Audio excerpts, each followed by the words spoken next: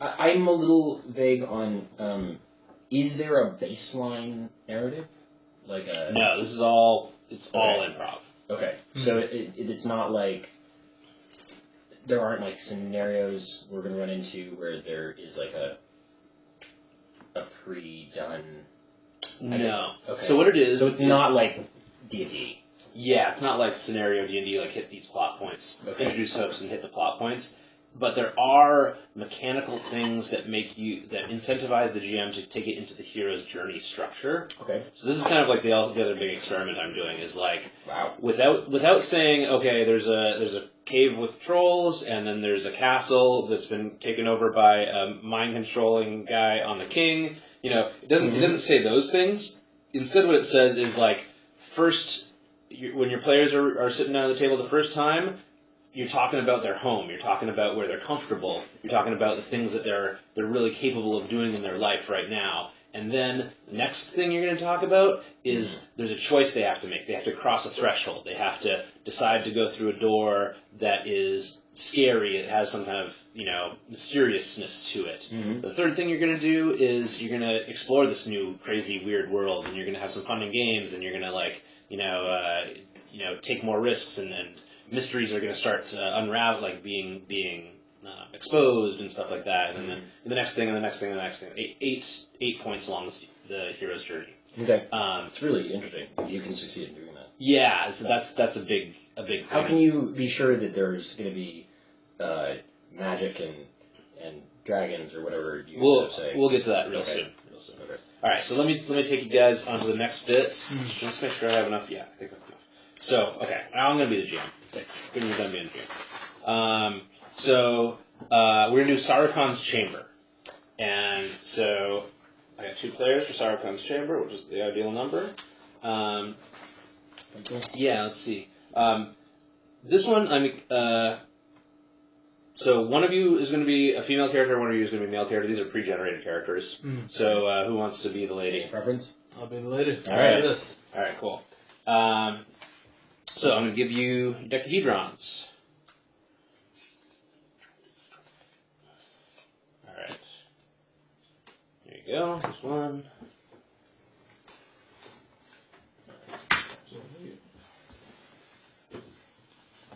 There you go. Here's a stack of 20 cards. It's called a Deckahedron. Notice the 4 different colored symbols on the edges. They're named Anchor, which is red, Bulb, which is yellow, Crescent, which is green, and Dart, which is blue. Get it? Mm-hmm. When you trigger a move, I'm using that phrase again, trigger a move. Just a suggestion, I would go in a continuous clockwise or counterclockwise order. Or are they different on each one? It'll matter for how you flip them over. No, I know, but rather than going like this, I would just go... Okay, well... Yeah. Yeah. No matter where you start, just in a continuous pattern. Sure. When you trigger a move, I'm going to instruct you to flip the top card of your Deckahedron, and then we'll see the result on the flipped over side. There are 4 possible results. You can go ahead and take a look at the other side. There are 4 possible results. Double check mark. This means you succeed at the thing you just tried. Single check mark. This usually means something good happens, but maybe with a downside. Single X mark. That usually means something okay or not so good happens. And double X. And when you hit double X, this means that usually means that I get to say what happens, and I make my own move.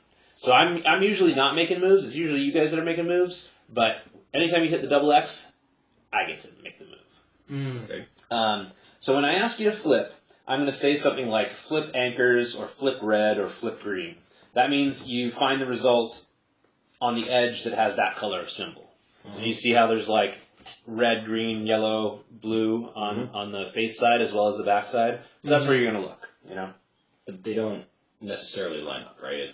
These are not printed correctly. They're supposed to... Oh, but they are supposed to. Okay. Yeah. But that's not... If you flip like this, the red is on top, right? Yeah, yeah. Oh, okay. They're kind of opposite. When you flip it over, please face that edge towards me, or at least so that I can see it. I'm gonna need to see all the results. And let's try it. Okay, everybody put your Deckahedron on the table and flip yellow. Great. So I would ask you to, yellow side towards me, or like in front of you, or something consistent, so that I always know. So here's the yellow side, right? Okay. Yeah. Yeah, exactly. If you got double X, you got single X. Yeah, you guys got it. All right. And you guys each get a move booklet as well. So there's 2. Thank you. So these are your like base moves. So have a flip see through. Here are the basic moves. You don't have to read this booklet unless you want to. I'll point out moves when they're triggered, and we can read them together, or you can just let me apply them. It's hard for me to do everything, though, so the more you can help me out, the smoother this game will run. The move you'll probably be triggering the most will be Defy Danger.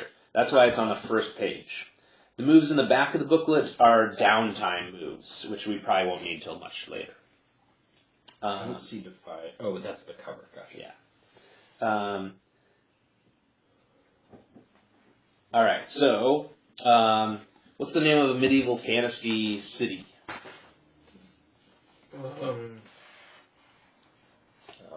Midgard. Detroit. Okay, how about, I like Detroit. Hey, I mean, it's kind of scary there now. All right. What's a store where women buy clothing?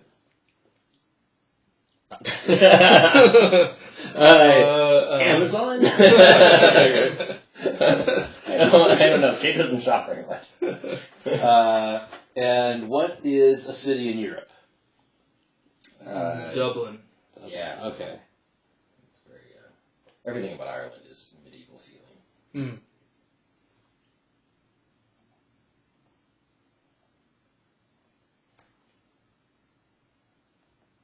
All right, great. So you said you don't have. Can you go back to where you don't have to read this? What? Yeah, so you don't have to read this. I know all the moves. Yeah. So when you say stuff and it triggers one of these moves, I'll probably know pretty well which move it's triggered. But if you want to read through it and see all the different moves, Interesting. yeah, That's cool. So if I said the phrase "Good thing I brought my," you'd go, Yeah. "Oh, there's a page for that." yeah, I was like, sounds like you just triggered the good thing I brought move. Okay. Yeah. But if you say, I launch myself at him and swing my sword wildly, I'd be like, okay, well, you triggered hack and slash. Is that how you spell parlay? Is that what's So, that? yeah. That as word. I copied it off I the don't internet. write it very often, so I'm just curious. Okay. Interesting. Spout lore. Yeah, I've changed that one. Actually, the title is now called I Know This.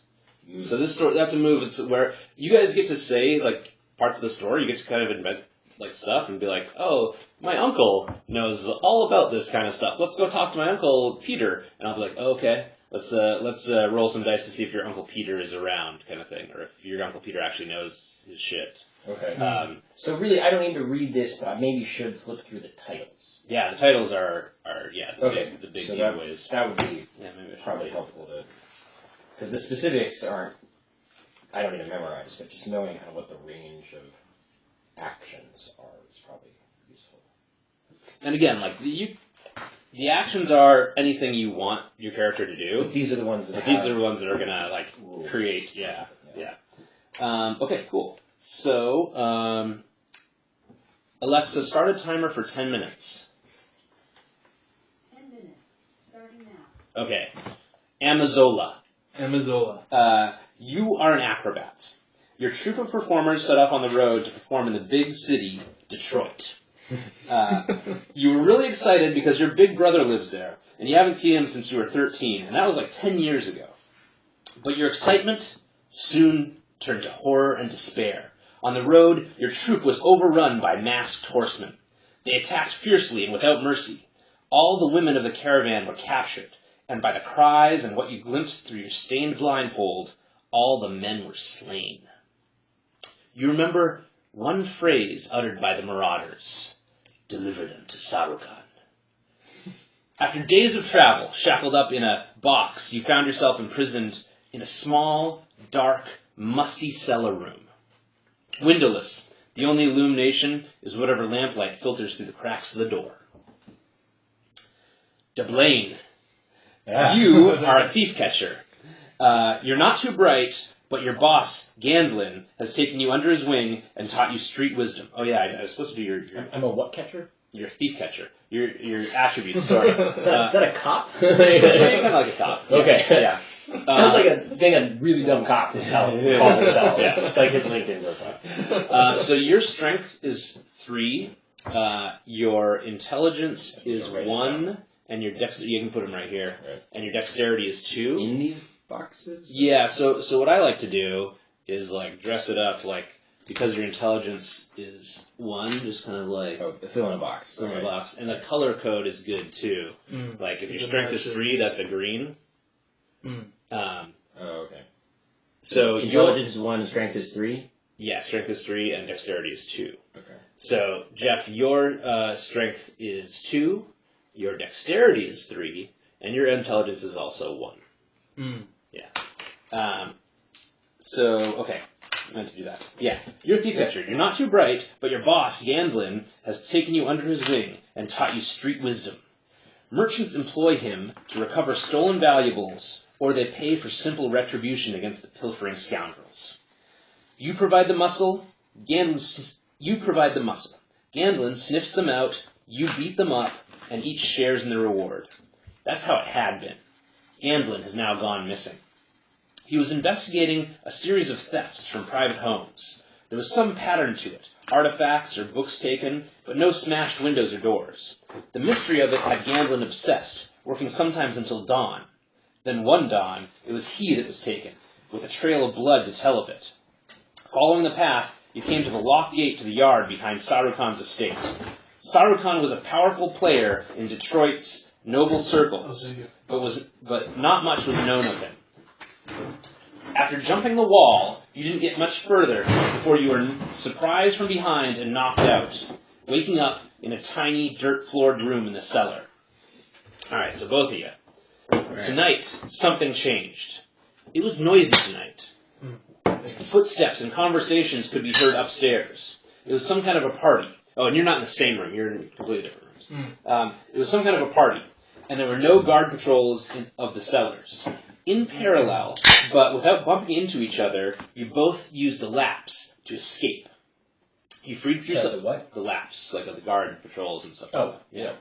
Yeah. You freed yourself from your cell. In some dark corner, you grabbed a reveler and took their elaborate costume and mask for a disguise. So you're wearing a costume and mask now. Tonight must be a masquerade ball. With no easy opportunity to exit, you kept evading attention by going upstairs and upstairs until you reached the 3rd floor. From different doors, and now I'm going to draw a little map.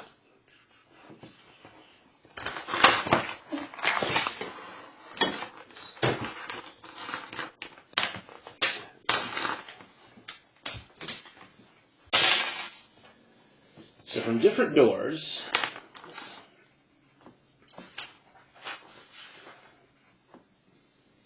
you simultaneously enter an empty bedchamber. So let's say there's a door over here, there's a door over here, and there's a bed here. Wall here. Yeah. You guys can explore and take a look around. Let's see, you're green and yellow. Let's say so. Jeff can be yellow, can be green. You empty bedchamber. You turn from the door you carefully and silently closed to see across the room an apparent party guest in full wardrobe. Okay. Why did we get dressed? As a disguise to evade the attention of the guards and stuff like that. Okay, so we got mugged or whatever. We got hit with something. We passed out. Woke up here. You've been in prison for like a couple days. Yeah. Yeah. And then there was an opportunity tonight, and you broke free. Yeah. You got a disguise on, and you were looking for a way out. We don't know where we are or who has us. Yeah. No. Okay. Yeah, and you see that there's somebody else in this room too. One last thing, with these masks on, you don't know this, but you're brother and sister. What do you do? So we don't know this ever, or we know right now. We don't know it because we can't see each other. Yeah, you have masks on. Okay, Yeah. but we know we have a brother. And why do we What are we supposed to know that? You know you have a breaking the brother. fourth wall, right? No? Yeah, we can talk about this. Sure. You know you have a brother. He's in this city. Mm. But yeah, you didn't get a chance. What's your name again? Amazola. Yeah, that's right. The Blaine was it? Yeah. But why do we know that before actually finding that out in the game? You know what I mean? You're Jeff and you're Quinn, and I'm telling you this, that these two characters are brother and sister. Oh, okay. But they haven't met in the game. No. And I mean, they did 10 years ago when they said their tearful goodbyes of like, I'm gonna miss you, Oh, bro. okay. I didn't hear that part. Okay. But I am guessing surprised that we didn't learn through the gameplay mechanic that we are brother and sister, that we know as players. No. I'm telling you as players who these people are. Okay. Yeah. Okay. There's no boundary of like meta. Like we can talk about these things in a meta sense. There's nothing wrong with that. Okay. Sure. Okay. So fundamentally, in order that I can grasp it at least, he's Amazola, I'm Blaine, we're brother and sister, we haven't seen each other in 10 years. Yeah. Then our stories happened. Mm-hmm. Yeah. This part of the stories. Yeah. We got imprisoned separately, but by the same people, presumably. Yeah. There's a party at the place where we're imprisoned, because it's that kind of prison. And then we have this opportunity, and then fate brings us together in a bedchamber. Yeah. All right. Yep. Yeah. What do you guys do? All right. Oh. So we walk in, and we have masks on. Do we take turns? It doesn't matter. If you have something to say, you go for it. So is it dark? Is it how dark is it? It's the sun's down, but there's still a little bit of twilight light out there, and it's coming in through. You got some windows on this side of the room, but there's you see some bars on the windows. Okay. And light coming in through there. Gear wise, we just have these referee. Right. Yeah. You got nothing really right now. So do I speak as like I'm taking action, or do I also speak in dialogue too? It's often both. Yeah. So I would go like, so you kind of go between things, and then you sort of quote yourself. Sure. So you go, all right. So I'm gonna like walk into the middle of the room and say, "Who the hell are you?" So don't. It doesn't need to be like, clock, clock, clock. Like you're not acting it out. It's just it's like you say a little thing and then you. Who the hell are you? I'm just a fair-minded partygoer. I'm just trying to Fair-minded. just trying to get back to the party. Not Who are taking you? political stances, just staying very, neutral, just in case you Just run right down the middle here. I got no beef with you. I'm just gonna go back by you and go back to the party. Did you? Did you like go this way? Go by? Yeah. No, excuse me. Then I'll say something like, I guess I don't know if she's dangerous or if she's part of this conspiracy. I might be a little afraid of this person. Yeah. But I'm a guy, she's a chick. I don't think she can't take me probably. What is, she's dexterous. So there's that. But that's probably not gonna help her. So I'm gonna brush. I probably don't. Alexa, add 5 minutes. Sorry, I don't know that. Okay, Alexa, stop. So yeah, it is a little weird that we know that. Alexa, stop. Sorry. It is a little weird that we know that we're brother and sister, because now I I want to just be like, do you have any siblings? So should I? Yeah, I mean, if you feel like the Blaine would ask that, yeah. Well, I don't think he would though. I think he would probably just go like, give me your money, or because I'm not very smart, right? Neither is my character. Oh, well, that makes sense. That's just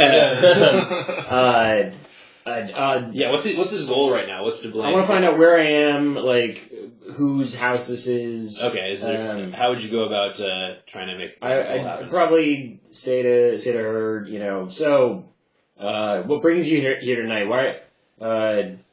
How do you know our illustrious host? Pretending to be a guest, I guess. What is this, by the way? It's like Newman's Own queso dip. Oh, okay. The host. I know him from a long ways back. Speaking of the host, I should go see him. Excuse me, I need to leave. Pardon me. And so which way are you going? And then I continue towards the door. Alright. And I'm almost through the door. Alright. Alright. Why don't I just leave too? Like, is there... Yeah, you could, except this is what's going to happen next. Alright. You go through this door and you look down this long hallway, which is very similar to the hallway you got into the room from. And back at the back end of this hallway, you glimpse a guy wearing the same kind of garb as the marauders that took your caravan. A little bit fancier, a little bit like less dusty, and he sees you too, and he's like, "Hey, you there! What are you doing?" I shriek and then back into the door and I shut it real quick. All right, cool, yeah. All right, so you shriek and shut the door, and you start, you notice he was probably like going to approach. Yeah. You can't see him now. What was that? What happened? I don't know who you are, but I need some help. I need to get out of this place, and there's a guard coming. Can you pretend to be I don't know my spouse or my friend or my brother or something? Sure, yeah. Let's just let's jump on the bed and pretend that we were making out. Wait. Okay, that's a good idea. Let's do this. All right. Okay, cool. The guard comes to the door and swings it open. He doesn't enter the room though. He's like, "What are you two doing in here?" Like he's very confused now, and he's like, "This is Sarukhan's chamber. Get the hell out of here right now. Come over here."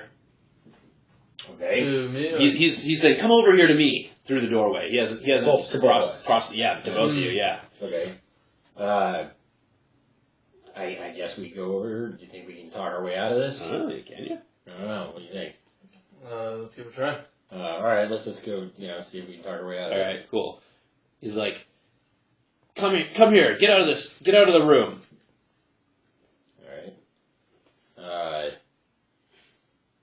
How dare you disturb us? I yell. This is our special bedroom. Get out of here. You're talking foolishness. This is Sarukhan's chamber. He's my master. He's your host. Tell him something. Yeah, he's my cousin, and he's cool with it. Don't worry about it. We're gonna, I'll text him and it'll be fine. And then I shut the door and I lock it. Okay, cool. So first roll flip parlay, which is intelligence. Oh boy. I flips backwards, right? So yeah, single check. Okay. Right. Let me grab. One of you guys. I usually have more booklets. Can I see your booklet? Sorry. And that tells me what I need. Tell me what's partly happened here. All right. So the guard puts his hand on the door and is like, "How do I know you're Sarukhan's cousin?" Cause you saw me with him earlier. I walked in with him. I saw you back when you were guarding that other part of the house. All right, you see his brows just furrow. He's kind of this greasy guy. He's definitely been dusted off for the party, for the looks of the guests, but he's kind of a tough looking greasy guy. He's not too happy to be even dressed up, not dirty. So he's had enough of you, and he's gonna make a grab for your collar. So all right. Is he armed? You haven't really taken a look at him yet. Okay. First you're gonna defy the danger of him grabbing at you. So what's your move to defend? Well, this is gonna be a defy danger. Okay. So how are you gonna defy this? What's Dublin gonna do when somebody's trying to grab at him? I'm gonna what am I? I'm a thief catcher. Yeah. I still don't quite know what that skill set would be, but presumably thieves are quick and and I am able to catch them. So I will dodge. Okay, cool. So you're gonna use your dexterity to dodge out of the way. You're holding the door. Maybe you got a little bit of a advantage that way. So so flip dexterity then. Green? Yellow. No, yellow? No, Deblane oh, is you're yellow. yellow. I'm looking at mine. My bad. Okay, so that means that's what that means. Yeah. Is it's my so Ooh. bad. So you try and dodge out of the way. This guy is quick though. This guy is he's not like one of these gutter punks that you catch on the streets. This guy eats well and practices in the yard a lot. And he's got you by the neck and I feel like she should help. yeah, and then he's also he that was so easy for him that he's using his other hand to grab at you. So do we interrupt and make a statement while you're doing GM stuff? Is that Yeah, to an extent, yeah. Okay. Yeah. Amazola grabs a vase. Sure, yeah. That's right next to the door, and using her strength, she brings it down on top of attempts to bring it down on top of his head. All right, cool. Cool. Is that dexterity or is that strength? That's going to be... Do I call it out? Yeah, no, that's cool. I call it out. I'm going to say that triggers a hack and slash with this guy. Oh, okay. So that's going to be strength.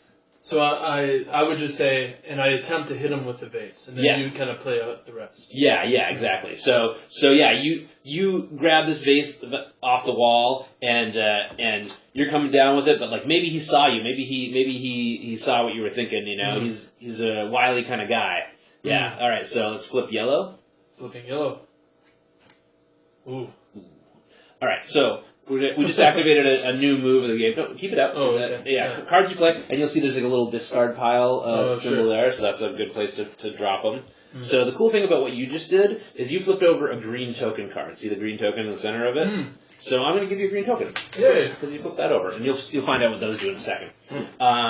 And also you did hack and slash with a single X. So this guy has, he's a guard, so he's not a wimp. He's got some stamina. So when you flip single X on hack and slash, he only loses 1 stamina, but he gets to attack at you for 1 stamina as well. So this is what happens. That's the damage. That's the attack power. The vase comes down at his head. He dodges out of the way, and he pulls your arm that's swinging it, and it throws you down on the floor in front of him. But he's still got to hold on to. He's got Deblane over here, so it's a tough move from him. And he's it takes a little bit of wind out of him. Mm-hmm. So it's 1 stamina, 1 stamina. Mm-hmm. So okay, let's have you lose a stamina as well. So you're gonna look through your Deckahedron, go 1 card at a time until you find another card with that kind of white square symbol in the center of it. So flip 1 over. I'll guide you through it. So there's 1. So that symbol has that card has a stamina symbol on it. Which is both of your cards out right now have the stamina symbol on them, but for example, this card does not. It's got a black background in the center. This one does, and you can go through your cards and have a look at them and see the different ones. What? Oh, yeah. Here, just span out your cards. Sure. This is stamina. This is not. No. So that's stamina. That's stamina. That's stamina. That's not stamina. Stamina. Not stamina. Stamina. Okay. Not. Stamina. Oh, it's white, and then the other ones are. What is black? More of a design. Yeah, this has got a black center, and this one's got a white center. But what is the black? It's nothing. It's just not stamina. Not stamina. Okay. Mm. And so I did the thing where I played stamina. So that card goes in your exhaustion pile. I see the little mark. Oh, okay. This exhaustion pile there. That's a pretty big deal. There's a lot of greens on there. Yeah, that was a good card you just lost. So I had one of these too. Yeah, but that was fine. You didn't lose that stamina. You weren't in a fight losing stamina. You were just using that card to resolve an action. Okay. So when you're resolving actions, they're going to go in your discard pile, and when you're losing stamina, they're going to go in your exhaustion pile. Okay. Yeah. So cool. All right. Balance in or in this moment? Well, that's Sargon's Chamber. We kind of got Sargon's Chamber is planned for kind of a 10-minute. We did a 15 minutes. It was practice. Yeah. Okay. So the idea of Sargon's Chamber is to show you how the Deckahedrons work, and ideally get a little like fight going, and also show you that there's like some like social mechanics to the game. Okay. So yeah, that's exactly what happened, right? Are we still the same characters? No, that's the end of Deblaine and Amazola. Oh. Yeah. Do we Rest in peace. change our allotments and everything? Yeah, we'll start out with random characters. Okay. All right, cool. So if we were playing this a second time, we wouldn't do that. Right, that's just to intro the game. That's Sure, that's the 10 minutes kind of thing. Cool. Okay, any notes so far while we're in the heat of it? I agree with Jeff's assessment that it's weird to know more than your character does. Okay. About, I don't know that I've played an RPG where you know things that your character doesn't.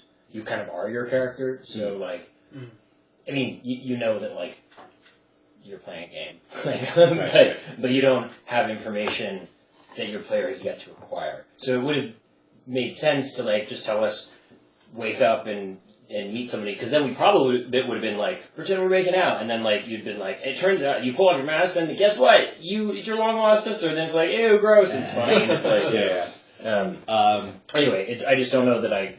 Yeah, no, that's a conscious choice. There's definitely like the kinds of games where there's no meta information and you're kind of like playing it as if you were the character, more immersed kind of way. Okay. But this game is actually going to also ask you to come up with content, to come up with facts about the world now and again. And so you want to see it. Is that the idea? Yeah, the players, I want them to feel empowered to use their characters as dolls, as you're going to write their lines and they're going to act and stuff like that. But and you can be as in them as you want. But there's also going to be table talk, and there's going to be like, this is what's up. So it seems like there's some suspense. If we both know, we're kind of both trying to aim for this plot point to be revealed in some way. There's kind of a suspense to that. Yeah, there's something to play with there. Yeah. Yeah, that's the other thing. Like, I don't want to like force you guys to reveal that you're brother and sister, but if you guys feel like that's an interesting thing, that could be a fun scene, then there's an opportunity for like, how do we get these two characters to like reveal, take off their masks or whatever. Okay. Because like the next thing I would have done was like, because the guard pulled me and I was like, and then the mask falls off. Yeah.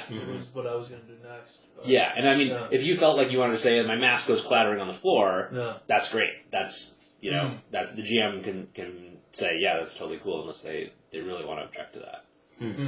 Sweet. Yeah. All right. It'd be interesting to get, maybe this is part of it, I don't know, but to get some of those meta points plot points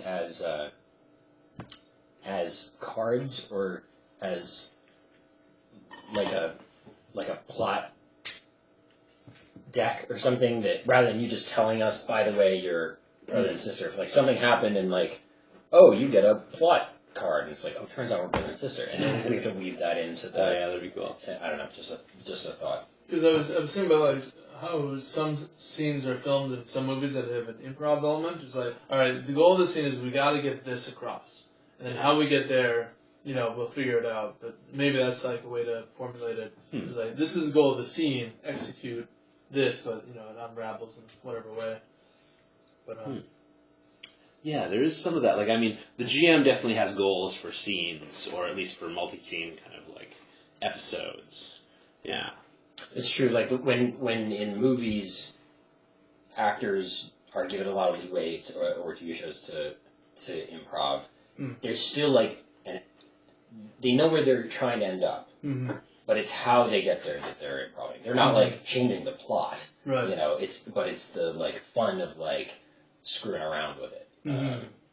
That like half of Robin Williams' lines in Aladdin were written because you had to like the genie had to like want to be free, and it had to like ask Al like is there a girl, like you can't not include Jasmine in the movie just because Robin Williams forgot about it, right? But you could let him like screw around in I don't know, just because if like the goal is you want to get out of the house and you're going to do it any way you can, then it's like, okay, I have momentum. And then I can screw around with the momentum. But you're right, sometimes coming up with motivation is good too. I don't know, it's a balance. Yeah, that could be interesting to like tell the players, okay, your goal is to get out. then they'd know what they're trying to do. Right. But I also want them to play around with the brother and sister thing. Okay, so this is designed to give players combat and social avenues to explore. And I think the social thing is the mystery, awkwardness of who are there's a bed here, we're in a bedroom, we're all alone, it's twilight, but then also we're brother and sister, that's awkward, Yeah. But then also the impending trouble of guards are coming, they're looking for us, we're escaped prisoners, there's a crisis also to deal with. Yeah. Very, very layered. The key I think with this kind of thing is you want to give people some freedom but not too much freedom, because too much freedom, people are bad at too much freedom. That when in high school, if your teacher was like, your final paper needs to be 10 pages long and needs to be about science. You just draw the biggest blank. Right, you're like, sorry, what? 90% of the class, there's gonna be 2 kids in the class that are be like, I got it, and they're gonna be the kids that are gonna win Nobel Prizes or whatever. Fuck that. The average person is gonna be like, dude, what? And at first they're gonna be like, wow, I can write on anything, and the teacher's gonna be like, you can write on anything, and they're gonna get home and they're gonna wait till the last night and they'll be like, I don't actually know I don't even know where to start. People think they want freedom, but they actually usually don't. They want a certain amount of they want constraints, but then freedom to play within that. Yeah. And so, if you're just write about science, everybody goes home and is like, I don't know what I'm doing. But if you're like, you can write anything you want as long as it proves a theory, right? Even something like that, just a little bit of momentum, then you're like, oh, okay, all right, Or convince me of something that you don't think I know. It needs momentum. I agree. Yeah, I think it could have gotten a lot. I can definitely tweak that to give it that momentum. Yeah, I will. Okay, so here's the next part of the game. We are going to establish touchstones. So you're both going to write on this piece of paper, and so am I. And what we're going to do, here, let me read this so I test the rules here. All right, so we're going to brainstorm some cultural touchstones. You're going to write down some movies, games, comic books, TV shows, novels, titles of properties, media, that you love and you want to play a game inside that universe. Okay. So we're going to do that. Then we're going to go around and we're each going to circle one. You can circle one of your own. You can circle one from somebody else's list. And then we'll have three touchstones. And then what that's going to do is that's going to help me form the universe. And the tones and themes from those titles, those 3 that we end up picking, those are going to be ones that are going to try and incorporate into the story. So with that said, also, if you put giant mecha robot stuff, that's great. If I know it, I'll try and incorporate some vague themes from it. But there's no cards in here for laser gun. This deck is full of cards about swords, magic, thieving, that kind of thing. So we shouldn't pick some non-fantastical kind of. No, dude. I'm saying pick it, but just know that I'm going to interpret it through these cards. Sure. And so, if you want helicopters, if you're saying you're going to write down Die Hard because you love helicopters, it's not going to happen. You might get Da Vinci style Renaissance yeah. There might be some Flintstones monstrous bats tied up in a circle. I don't know. So just think of things and write them down. I kind of just make a list. I was thinking about this the other day. Buffy. For some reason, this naturally just came to mind. Seinfeld.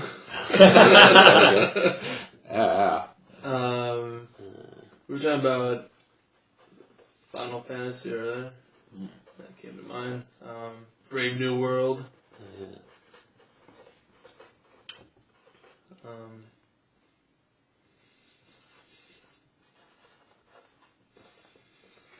Teenage Mutant Ninja Turtles, one of my favorites.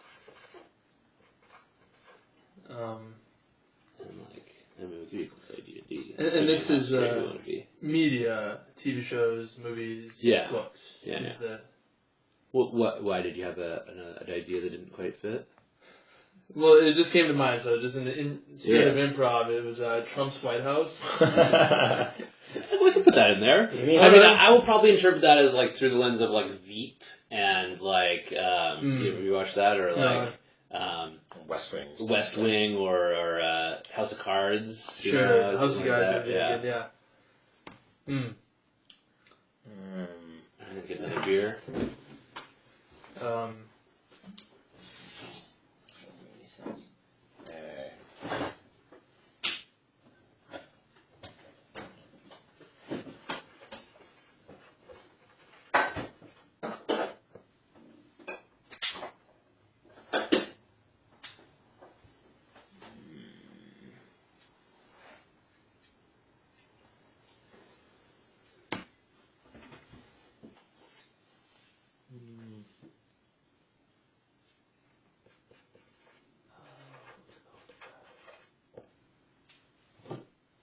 I'm so cracked out and tired.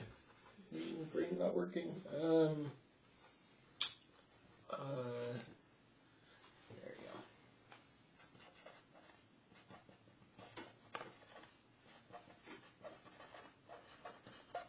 go. Nice. Okay, so let's stop here, and let's go around and let's read everybody's. Make sure you can read them. So Jeff, your handwriting. Let me write Seinfeld, Final Fantasy, Brave New World, Pokemon, the Bible. All right, Aladdin, Ocean's 2. Ocean's 11.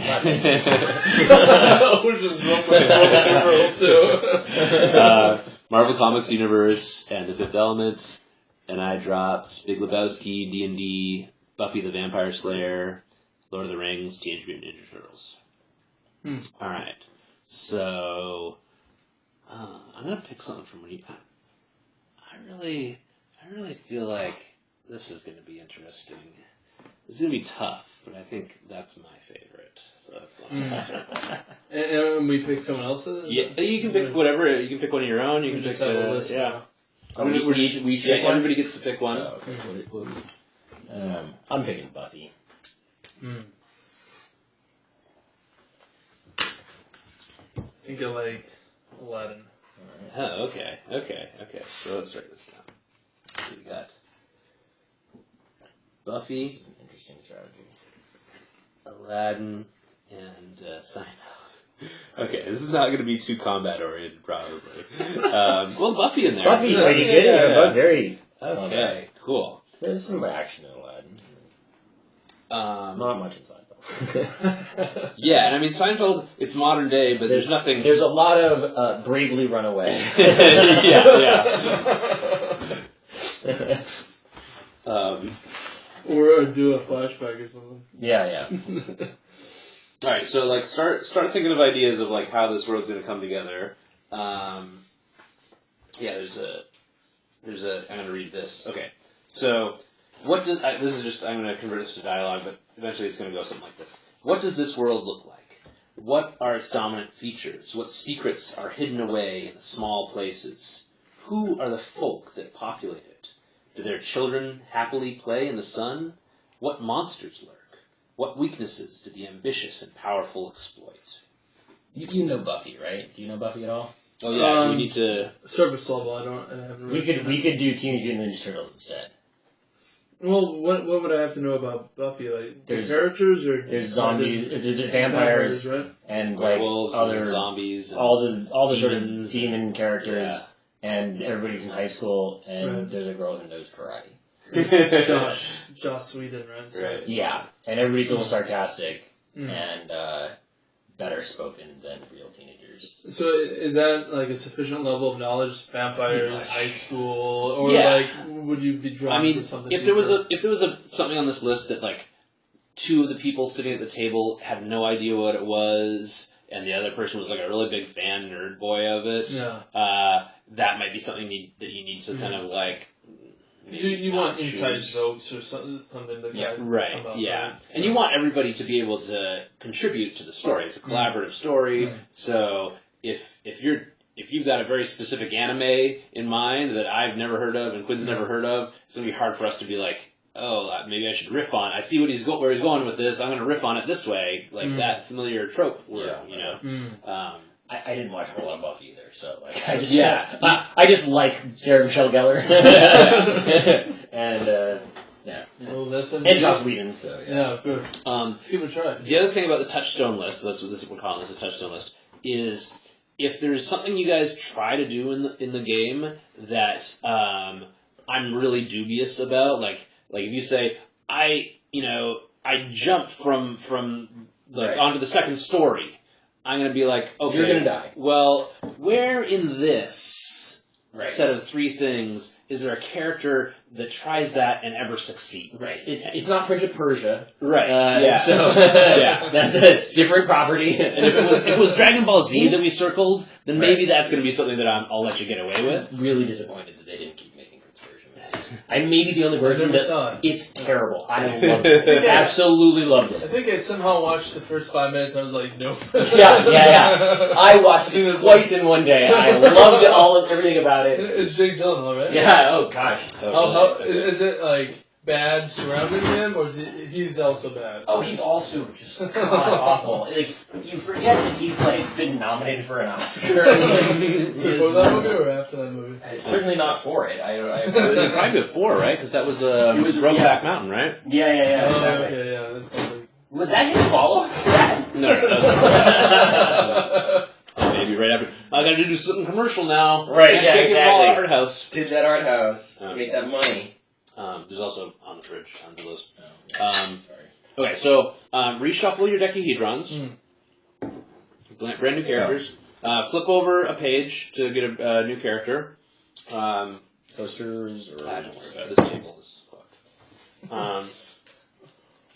What was the last instruction?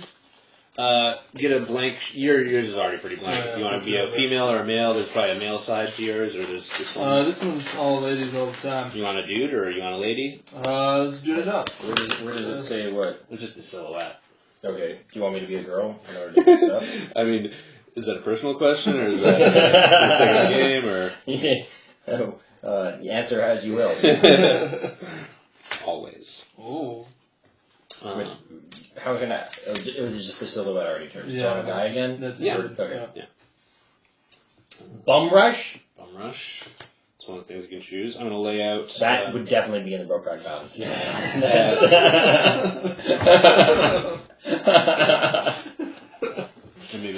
that too easy? No, I think that was fate. Serendipity. So, the first thing you're going to do is run character creation now.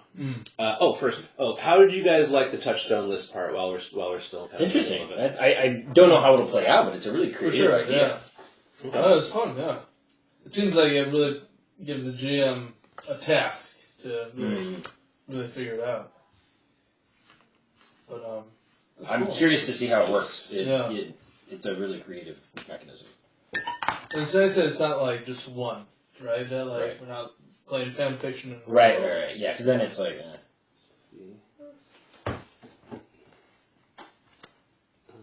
So, start taking a look at these.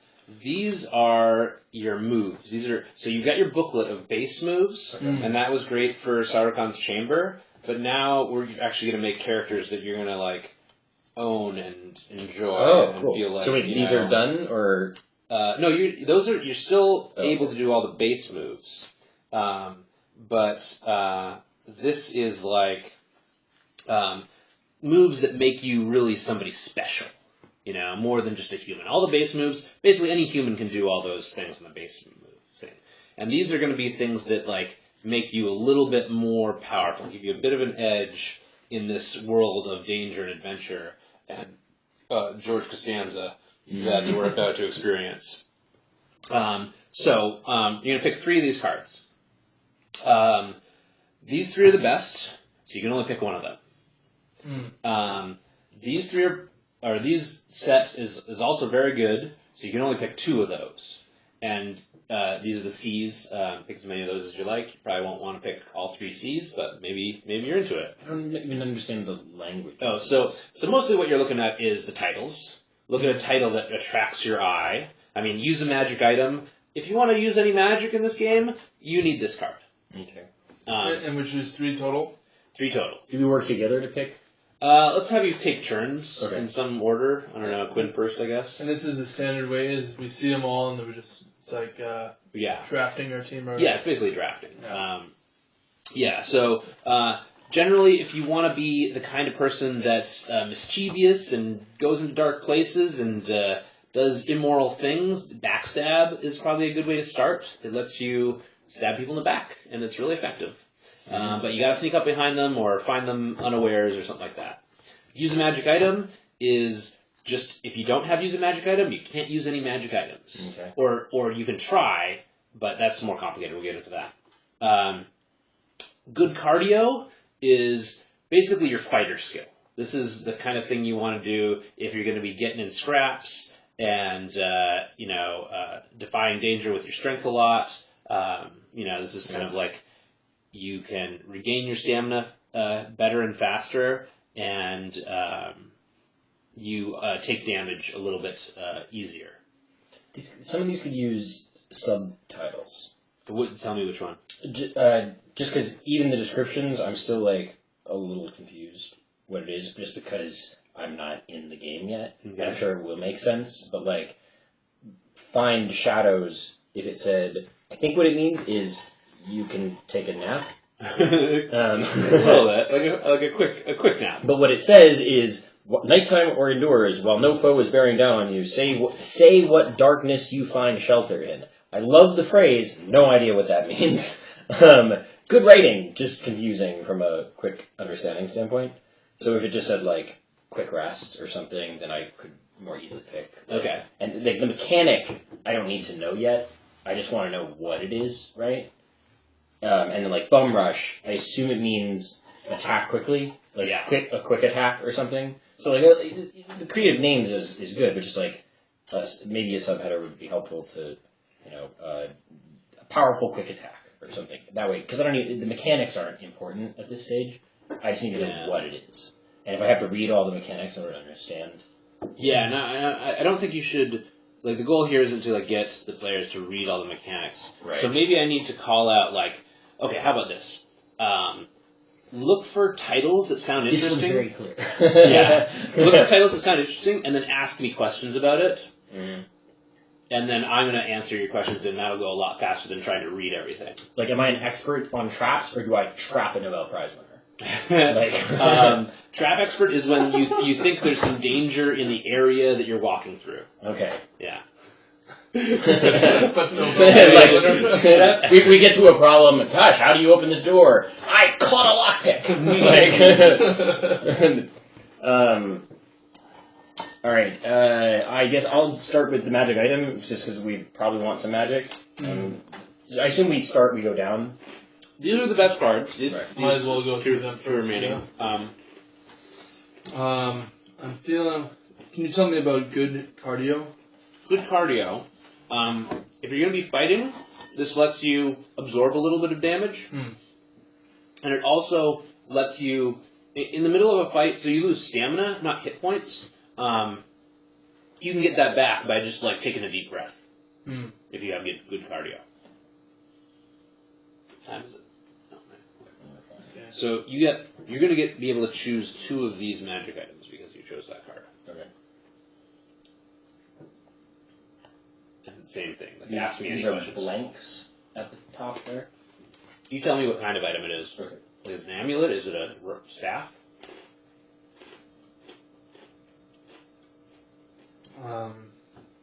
We'll go with the one that's a little bit crazier. Backstab. All right.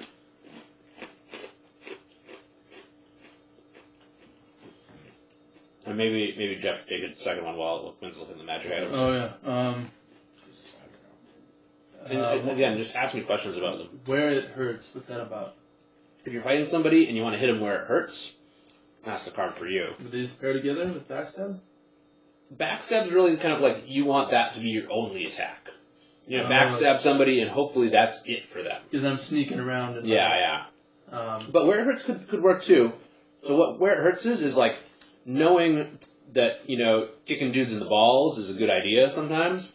And what that does, or like if you see somebody's got a bum leg, or if you just know that it really hurts to get punched in the ear, then you can do that, and that'll make that opponent kind of like they'll be soft there a little bit. There'll be an advantage opened up for you or for whoever else wants to take advantage of it. Pickpockets kind of makes sense with backstab. It's kind of like what you imagine. You take stuff off somebody that don't want that stuff taken. And what is channel the living light? So that's for using with magic.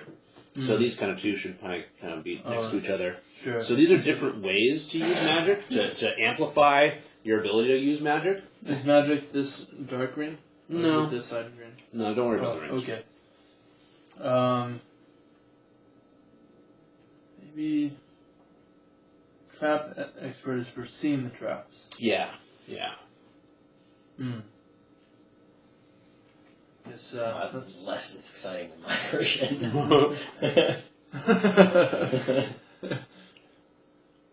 I don't know what to do. I'll go with pickpockets, I guess. Give it a try. Seems like it'd be fun.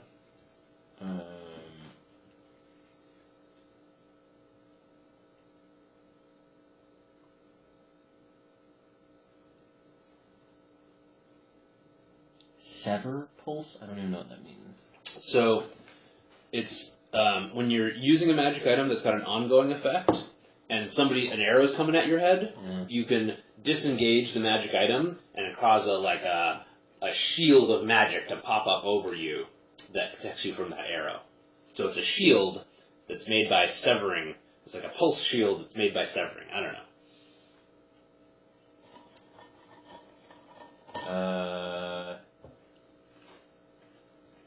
What is a wound? A wound is when you're in a fight, and so the fight we just had, I rolled d4s, and it was like 1 stamina versus 1 stamina. If I roll a 6, that can be a wound. So that's like a big hurt. And wounds are bad because they make your deck shittier. Okay. But you take a wound and it makes magical items cost less. Yeah. So like the challenge is like, okay, am I prepared to like hurt myself a little bit to be able to use more magic more often? But I don't know anything about my qualities yet. No. Okay. I'll do where it hurts. Cool.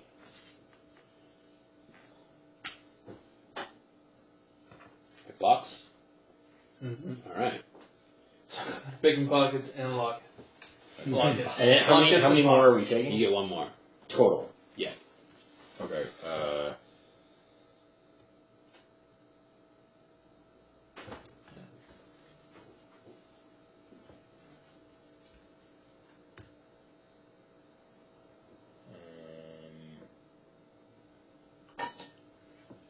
We get 1 of these up to 2 of these. Mm-hmm. And as many as you want.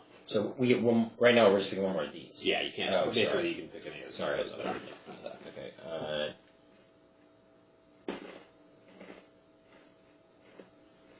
I'll try that. Cool. So because you chose that one, you also get the Living Light sigil. Is that okay? Yeah. Okay.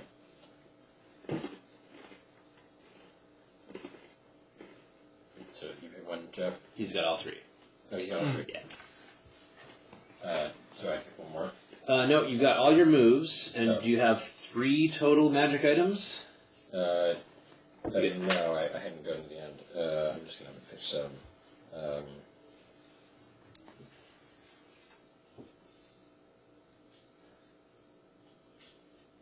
That's crazy.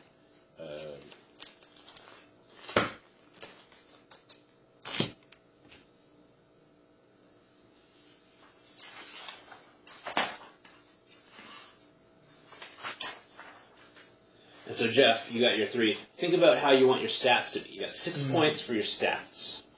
And you have to have a minimum 1 in each. Minimum 1 in each. Yeah. I think I'm going to just go crazy. Just go crazy on Dex. What do we call hit points? Look at your Stamina? moves. Stamina. Okay. Look at your moves. They're They're all Dex, so you might want to have a lot of Dex. Yeah, I'm doing all Dex. Ooh, you're going all 4 in Dex. Wow.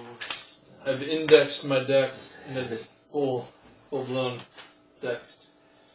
Some of these are really interesting. It's good to hear. So does that point buy system make sense, Jeff? The point by how I colored and stuff. How good a defense is air sculpting? That's a great imagination move. So as much as if you want to come up with some crazy BS, that's a great move. All right. Yeah.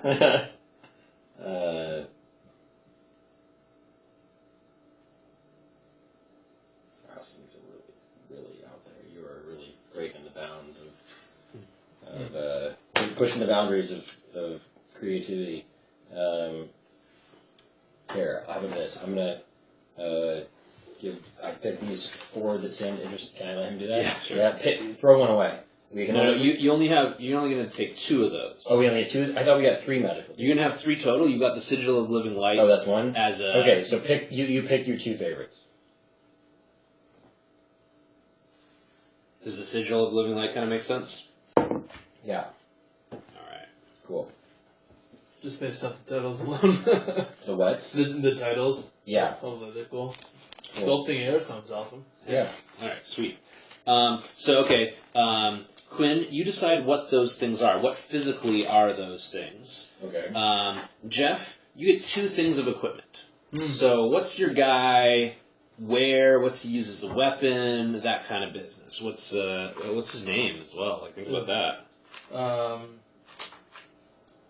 His name is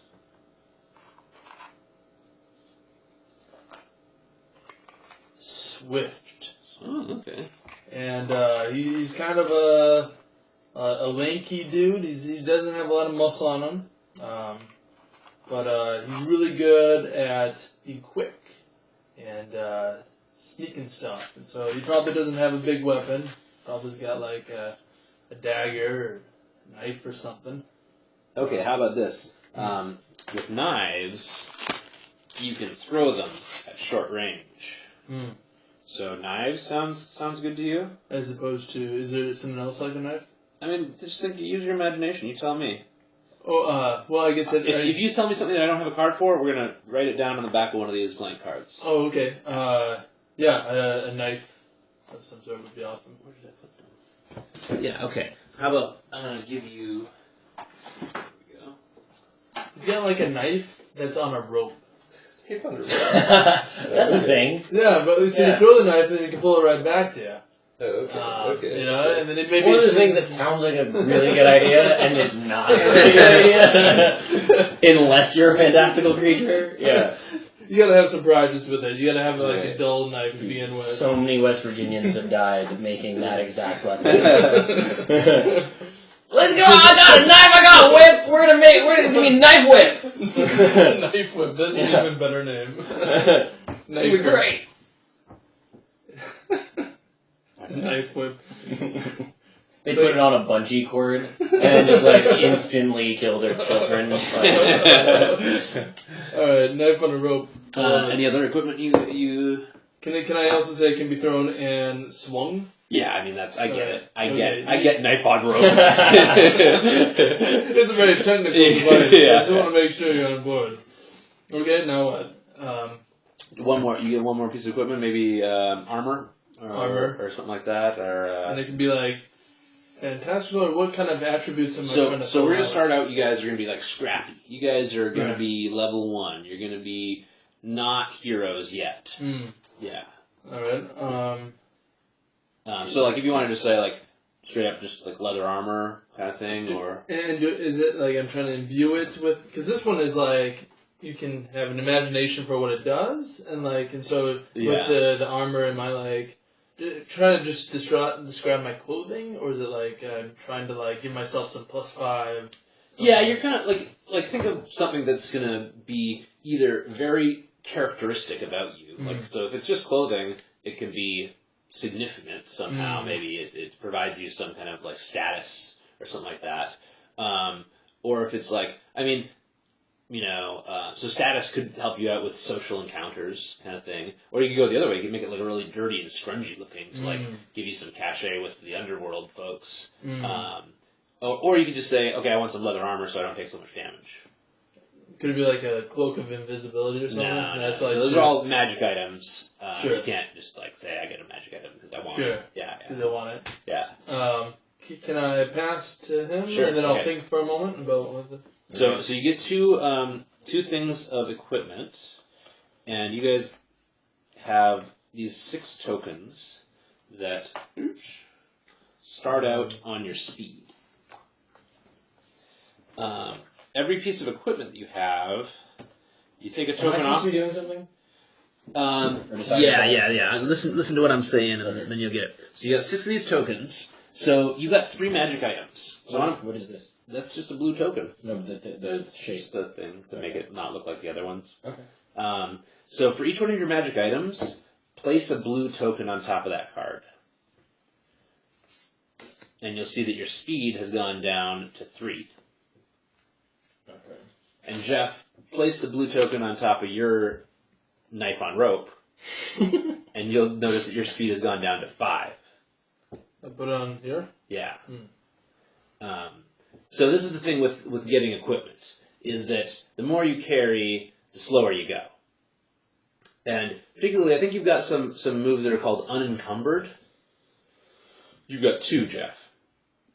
Look at your moves, your backstab and your pickpockets. They're unencumbered. If your speed is less than 4, you can't use those moves. So you want to stay kind of like lightweight. You want to stay swift, like your name, right? Yeah. Yeah. I don't think you've got any unencumbered moves. You've got magic and punching, right? Where's my punching? Where it hurts. Okay. So yeah, I mean, or maybe that's just your canny ability to see weak spots or something like that. But none of those are unencumbered. So you can lose your speed to a greater degree. You suffer fewer consequences by having low speed. I don't really understand that part. Well, okay, so look at Jeff's cards. He's got 2 cards that say unencumbered at the bottom. Oh, okay. And if his speed goes below 4, he can't use those. And your speed is what remains here. Okay. So yeah, so Jeff's at 5 right now, and you're already down to 3. Okay. But nonetheless, you might think about why is that? Because I have magic stuff. Yeah. Okay. You might want to think about what kind of other equipment, like maybe you want a weapon or something like that. I don't know. Oh, how am I getting that? Just by telling me that you want it, you get 2. Oh, okay. I get to. That's what I was trying to figure out. I get 2 weapons of any kind. You got the knife rope. You get 2 pieces of equipment that take tokens. But I don't want to lose too much speed. Right. You might only want to take 1 piece of equipment. Okay. I think I thought of I have a tank. Clothing. Can I have that help? Alright, never mind. I'll let you have a broken down tank at home that doesn't run. Sorry, go ahead. Even though I don't know the Buffy universe, but I'm gonna lean into the high school thing, and so I'm gonna like have like a track jersey and like the short shorts that you wear for Nice. competition. Nice. Okay. So like 80s like outfit. Or Do you think there's any conveyance of advantage for that?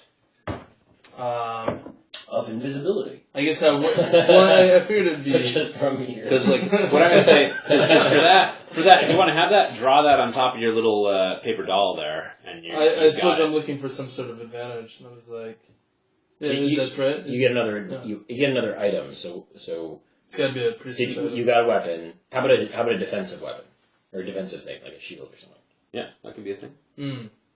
How about Do we need to eat? Do we need No, we won't be money? tracking any of that stuff. No. So money. So if you want to buy anything, you're gonna need a point of wealth. Okay. How about a shield that is like a mirror? A Mirror shield? It reflects fully like a mirror. Okay, because is this like a what's it called? I'm very tired. Not zombies, vampire thing, like where they can't see themselves. You looked further into it in a way that I did, and I like that a lot. I don't know what that would actually do, because it actually doesn't hurt them. It just confuses them. Yeah, Right? I guess. Mirrors can they can't see themselves, right? Right, yeah. Wait, what's going on, guys? Where am I? I see what's behind me. Yeah, but I guess they're used to It's that. a little bit weird. It's just a piece of glass. Then. Maybe it could be used as a hiding tool. Was what I was hoping. Yeah. No, but it's like a hard. It's not like it's not a shield that's gonna break immediately. Hopefully. No. Very shiny metal. We're not going to say this is glass. All right. Yeah. Cool. Shield. And Where's shield? can I get a horse? A horse.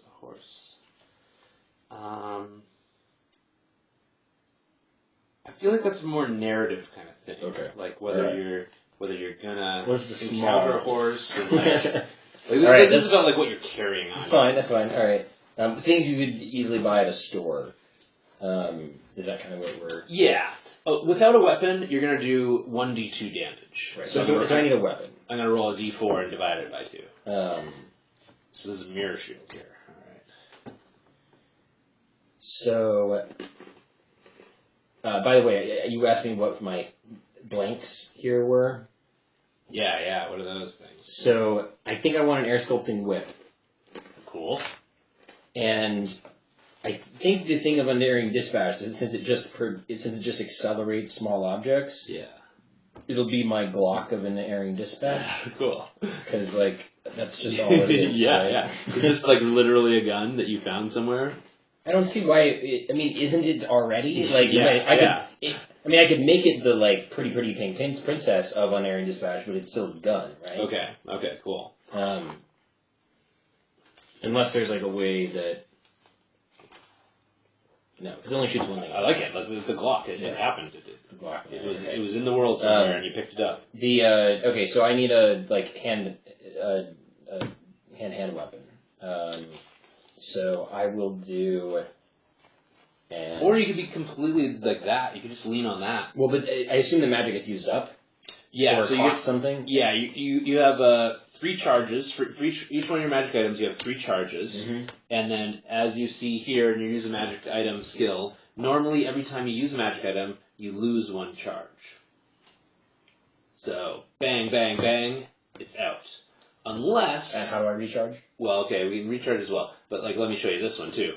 If you say, I'm going to channel the living light to use a magic item and shoot my Glock of unerring dispatch, then we're going to flip a card and see maybe you're going to lose a stamina instead of a charge off of this. All right, let's figure it out. You could with this magic item, you could very well go without having any other kind of weapon beyond that. Okay. And this can be used kind of defensively too. Right. It's just gonna be you gotta manage a resource pool of charges. So what other items besides offensive or defensive weapons would I want? That's backpack? it. That's all of it. We assume you got a backpack. All right. Well, all right. I probably should have a hand-to-hand weapon. Sure. So just give me a. Is there any advantage to is there something an amount that I can't carry? So you're already below 4. This is Yeah, you're at 3 right now. So the only penalties really start happening below 4. Okay. So going from 3 to 2 is not really a big deal. Okay. Yeah. It's also about if we go on an adventure and you find some sweet loot. Well, you're going to need those points to carry the loot out. Okay. Get that back out.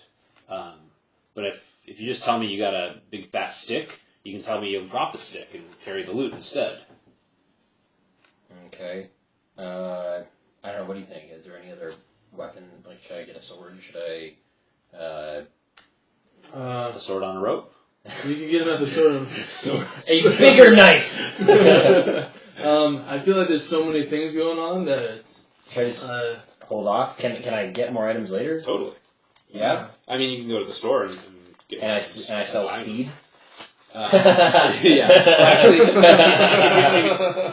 if you're thinking that's got something there. you can now, if you want to, drop any of those points in your wealth or equipment columns as well. Okay, well, if dropping from 3 to 2 isn't a big deal, then wait, what does equipment do? So there's this move, Good Thing I Brought, which consumes equipment points. But I get to invent something out of my Mary Poppins bag? Yeah, basically. Cool, I'm doing that. But then you lose the speed. The cost for it is going to be either 1 blue token and 1 green token, or 2 blue tokens. So you'll earn green tokens as we go. Okay. But you won't earn back your blue tokens? Oh, so if he uses that, if he tells me, good thing I brought my second Glock, well, actually, good thing I brought this big fat stick, then we're going to go like that. Like, that's how you spend equip points. I don't take them from you, they just go back on your speed. Yeah. Your speed is kind of like, if you don't have anything... If you're telling me going from 2 to 3, 3 to 2 isn't that big a deal, then I'll put it over there. We probably won't go shopping right away. Right. We're going to start off in the... Okay. We'll see that. Yeah, sure. Alright, let's go. Alright, cool. So we got that. And so remind me again, I get 3 instances of magic, and then when does it recharge? When you rest. So there's a move in your little booklet there called Rest. Okay, so that means I can only attack 3 times in any encounter. Well, okay. No, not necessarily. So you can not use charges by using your Channel the Living Light. So Channel the Living Light means that you just concentrate real hard or something. You call upon your ancestors' spirits. I'm not super confident in this knife rope situation. In this what? Knife rope situation. I'm worried that we don't have enough actual weapons, and we have a gun that I don't know how to use, and a knife rope that I'm certain has not been tested. It's going to be field tested pretty soon. Okay, well, the thing about this game is bad stuff's going to happen. Yeah. And you're just giving me fun areas to play with the bad stuff. You know? I like the spread we've got. Yeah. All right. Okay, so Next magic cards again. Just sure, they're in here. So okay, next we're gonna add some flesh. Actually, this is good. Let's test this part out. You guys are first time players. So I'm gonna give you guys what's called risk driver cards. And they're not. They sound like a big deal, but really they're not. Basically, you're just gonna tell me. Kind of like, they're going to give you that initial direction of like what you want to do. So, there's a list here. I'll read them out loud and I'll put them in front of you. What do you think your first thing that your character is going to want to do that's going to be fun for you to play? Expose an embarrassment, locate a prize, extract a secret, become enamored. These are quests. Yeah, kind of. You choose your own quest. Become enamored? Yeah. Like with the theater? Maybe. Sell your services, break down a barrier, choose a side, be an agent of justice, take pity on the desperate, start a grudge, consort with the unsavory, believe an impossible claim, I can't remember all these. or get called out on your boasting. So here's the list here. Okay. So what looks like something that's going to be a fun thing to start out trying to do? All right. Last time I chose a couple, and then you pick. You choose a couple, and I'll pick. And Just one. You choose just one. Yeah, so I mean, between both of us? but I just see. as a system, yeah. You Yeah. pick 2, and I'll pick Okay. pick the one. I'll pick 2 for you. Sell your services Okay. and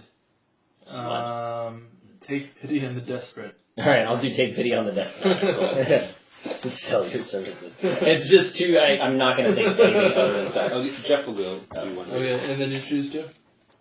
Oh, okay. I'll do start a grudge or extract a secret. Extract a secret. All right. Extract a secret is the other one. All right. We have similar handwriting. That's weird. You mean beautiful? handwriting? Mm. All right. So put that, and then put 2 of these on top of it. And so, based on my judgment, when you Oh God, who's here? Someone has arrived. when you Someone's breaking into your house. do a big risk to effect that thing in the game, no, those go on the card. Then you get those 2 green tokens. When I do a big risk. To extract a secret, then you're going to get those tokens. Alright, sweet. But not until then. Alright. Alright. Dude, we even both do the thing where sometimes you do your E's one way and sometimes you do them another way. Oh, interesting. Yeah. You do them like the C way? I usually do them the C way, yeah. but then occasionally, especially if I'm doing a bigger, then you don't always do the same way. Interesting. Mhm. I changed, this was a conscious effort on my part. Yeah. At one point in my life, I was like... I moved to the C version. Yeah, to make it faster. Yeah. Hey, But babe. stuff still happens. How's class? Hey. What was the class? It was a dance class. Oh, cool. What kind? It was pretty bad. It was bad? Because you were so bad, or because other people were so bad? Teacher was pretty bad. Aww. It was fine. On the way back, I saw 2 guys peeing in front of me. Like, What? One after another. 2? This fucking city, man. Were they like crossing the stream? Yeah, I'm just imagining them back to back. Like a fountain. to cover the entire sidewalk. Oh, they did say sorry, though. Oh. They said sorry. Well, that's something. I'm taking a photo, guys. Is that cool? Can I use your image in marketing materials? Yeah. All right, great. As long as we're not peeing. Okay, so now we're almost done character creation. So now we're going to add flesh. All right, so I'm going to give each of you a turn to answer one of these questions. All right. So Quinn, what species is your character? Human or something else from our touchstone list? Ooh, touchstone list. Which is this. Yeah. I'm a close talker. That's your species. Yeah. That's, you can only breed with other close. Yes. That's, Oh, do you have a name yet? no. How do we do names? Just whatever name you want. Newman, obviously.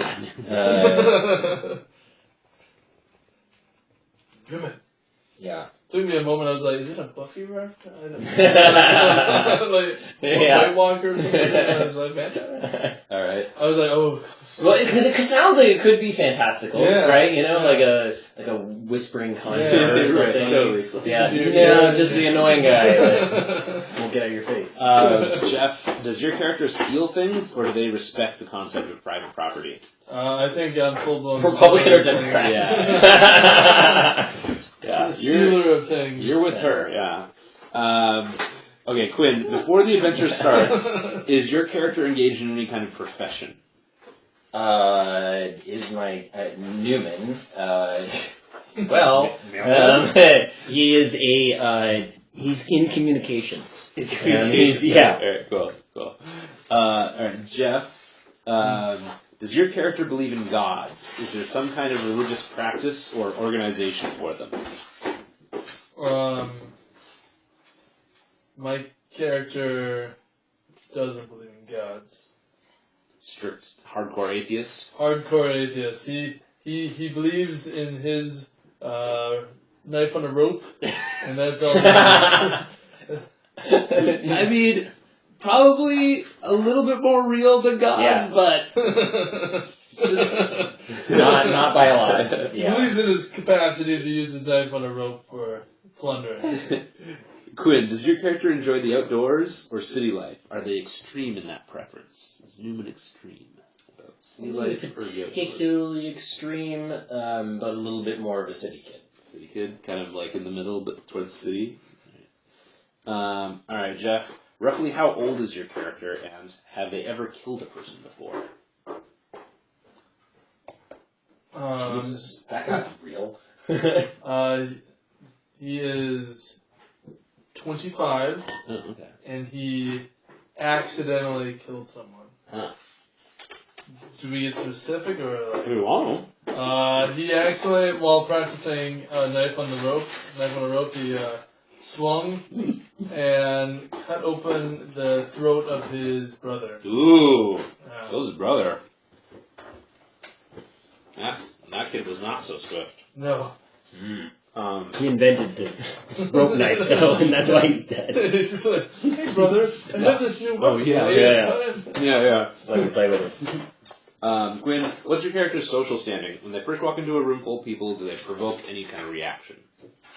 Alright. So I don't know anything yet. I don't have intelligence, strength, dexterity. Oh, you should choose. Oh, I have to do that? So you get 6 I will points. take all of them. Oh. 6 points to spread. Max. Yeah. I have to do 6 points amongst. Should I do those colors again? Yeah, match it to whatever number it is. So what? I'm magical, so I assume intelligence is important. Yeah. Yeah. So you can look at your moves here. You got int, dexter. This is the yellow one. Oh, here it is. Okay, so I want 3 intelligence. Probably. How are they used? Three's probably good. That's what I would. How are they used generally? Is that right? Green is Yeah. And so this move you can do either with dexterity or strength. So it's kind of up to you what you want your second category specialty to be. Generally probably dexterity for a magical-ish thing, right? Although Jeff's also very dexterous. So Oh. I set on So that. Okay, maybe so you I'll can go be strength. A little bit of a stronger I'll go guy. strength, and then we'll do the red. Okay. Cool. So sorry, what was the question? What's my profession, or when you walk into a room, like what's your social standing? Do you provoke a reaction from people? Like am I hot? Yeah, maybe. Okay. Too hot to try. Yeah, I mean I'm kind of a nerd, right? Like I've got Should I be imagining like Newman from Seinfeld? No, Okay. I mean it's more like All right, let's figure this out. I think that it's more like. Do you remember the guards from Aladdin? Like, they chase him around a lot. Yeah. They're pretty limber. Yeah. They look like Newman, but if he was really if he was Right. if he tried out for American Ninja Warrior. Right. It's like Jack Black, how he'll do the splits. Yeah, kind of thing. limber. Exactly. Jack Black is spot on. So at first you're like, he's a schlubby guy, and then he does the splits, and you're like, okay, but he's cool. Yeah. Okay. So that's kind of like the reaction he gets out of a room. Like he's kind of like Confident. There's the confidence that exudes through him. Yeah. That kind of disarms that first reaction that you get. Right. What's his face from Saturday Night Live? Tommy Boy. Van down by the. Yeah. All right. So now both of you answered this last question. Where does your character feel most at home? What's their favorite activity? Like what's their thing? What's their thing they do? What's their normalcy? What's their comfort? And it could be something exciting. It could be rock climbing. It could be fighting. It could be gambling. Or it could be like hanging out with your pipe. Hobbit hole kind of style. How is this going to affect the game? I don't know where to start with this. So this is going to be. I'm going to use this fact to get my first point. But I get points as we play the game. Oh. To start the adventure off in that kind of zone, I'm gonna figure out a way to meld your two home comfort normalcy answers and try and imagine a scenario where you're both there and you're. So this question feels on that spectrum of do a paper about science to do a paper exactly about how DNA is combined with RNA. Like if that's this feels really on the do a paper about science end. So is it like what do they like doing on weekends? Is it what do they like doing as a profession? What do they like doing? Where do you imagine a movie starring your character starts? What's the opening birth? What's the opening scene? Is that where you start a movie though? I mean that seems like no movies about characters start with like the character being. Is it the thing they're good at? Is the thing they're known for? Yeah, maybe they're good at. Like you said, he's in communications. He's in a city. Maybe he's. Okay, so what are they good at? Is it good? Yeah. Okay, what are they good at? That's because what do they like doing? Could be like they like to read. They like to What are they good at? What are they good at? What are they known for around town? Yeah, mine dudes. What? Ever since his brother perished due to the incident, he goes to the gravestone. Were you killed him? Right. We use a very passive term. Right, he's Yeah. actually That bad thing. flying knight. Yeah. Do I say my character, my dude, me? Yeah, give him a name. What's his I- name? Swift. Swift goes to the graveyard and goes to the tombstone to pay his respects frequently. So you'll often see him saying, Okay. Why is, talking to his brother. why is his name upside down? The idea is that, like, say if it was Jeff, I'd be able to read it better if it was upside down to me. Ah, so I should have written it the other way. Alright, gotcha. Smart. So this actually works better for this angle. Okay. Okay, what is he good at? What is he known for? He's... Okay, so magical, I've got, like, this gun thing, You're a close talker. You're in Close communications. talker, that's right. He's known for always... he's always got the scuttlebutt. He's always, like, he always got the gossip. Like, people tell him things, he knows stuff. Mm-hmm. That's why he's a close talker, because it's our local town vernacular for the person in the know. So I didn't know this word scuttlebutt. I think I've heard it, but I didn't know that it I'm meant. not sure I used it. I I think it means the scuttlebutt, like the lowdown, Yeah, what's happening. the knowledge. Yeah, the what's going on right what's now. the scuttlebutt, Rumors and the. Should bring that word back. Scuttlebutt. Yeah, we should look it up first. Or just repurpose it. Yeah. Sure. All right, cool. Great. All right, so I'm imagining a city. I'm imagining kind of like Bronze Age. I'm imagining kind of like there's walls around this city because there's both environmental dangers outside. Bronze Age is like what society? Romans. Okay. Yeah. There's like environmental dangers outside.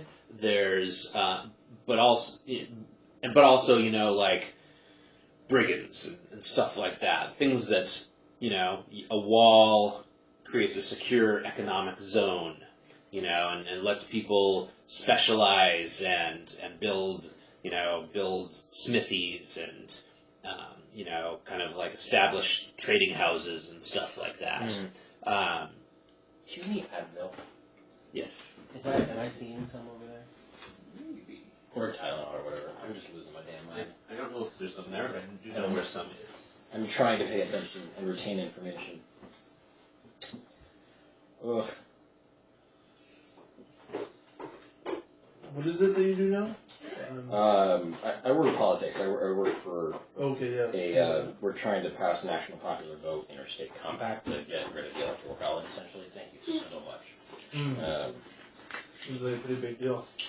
Long term will be, and we just passed Connecticut this week, so it was like this really big, exciting I heard week. about that, yeah. Yeah, that was huge. Ton of work, big success, and then we were happy for like 2 days, and then everything went to shit. And then, and we'll see. It'll be fun. Maybe. So I'm imagining also we're in the desert. We're in, kind of like there's a kind of a shadow from the dust storms caused by nearby mountains, but so we're kind of like in an oasis-y kind of place. But also like if you go down the road for half a day, you face that kind of danger. You face like dust storms and sandstorms and dark, cold nights and unbearably hot days. But inside the city, it's been good. It's been prosperous. Things have been going good for a while. There are very few complaints. Usually just economic bullshit.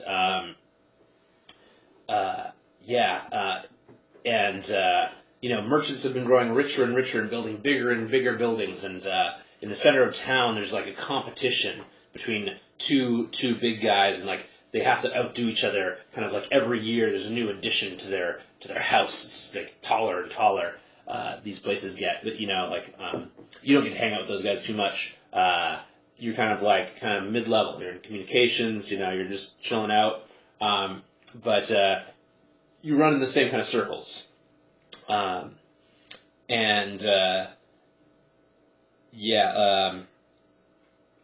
you're at a party. You're at a party. It's a late night. There's some wine going around. There's some belly dancers. Got some belly dancers entertaining you guys, and yeah. Chris Farley. Chris Farley. Yeah. There it is. Belly dancers, but did it. All right. Yeah, and it's great. The the jewel merchant, the guy, he brings in ore from north, and the silversmiths here dress it all up, and they send it down south. And he's throwing a rager tonight. He is doing good business, and he's showing off. And y'all are both there. And so, imagine you kind of like, you've got a 2-story house, but like there's a sprawling yard with a wall around it. This is where you're watching the belly dancers, and there's servants pouring wine, and there's a lot of carousing going on.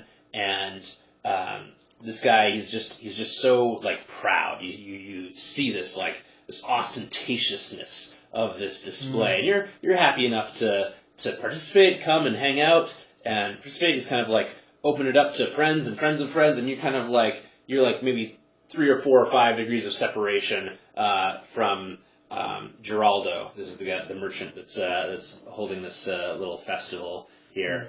So where would you imagine your character would find their place of comfort here in this party? Like, what would they be interested in? Are they watching belly dancers? Are they shooting the shit? Are they getting in a game of dice?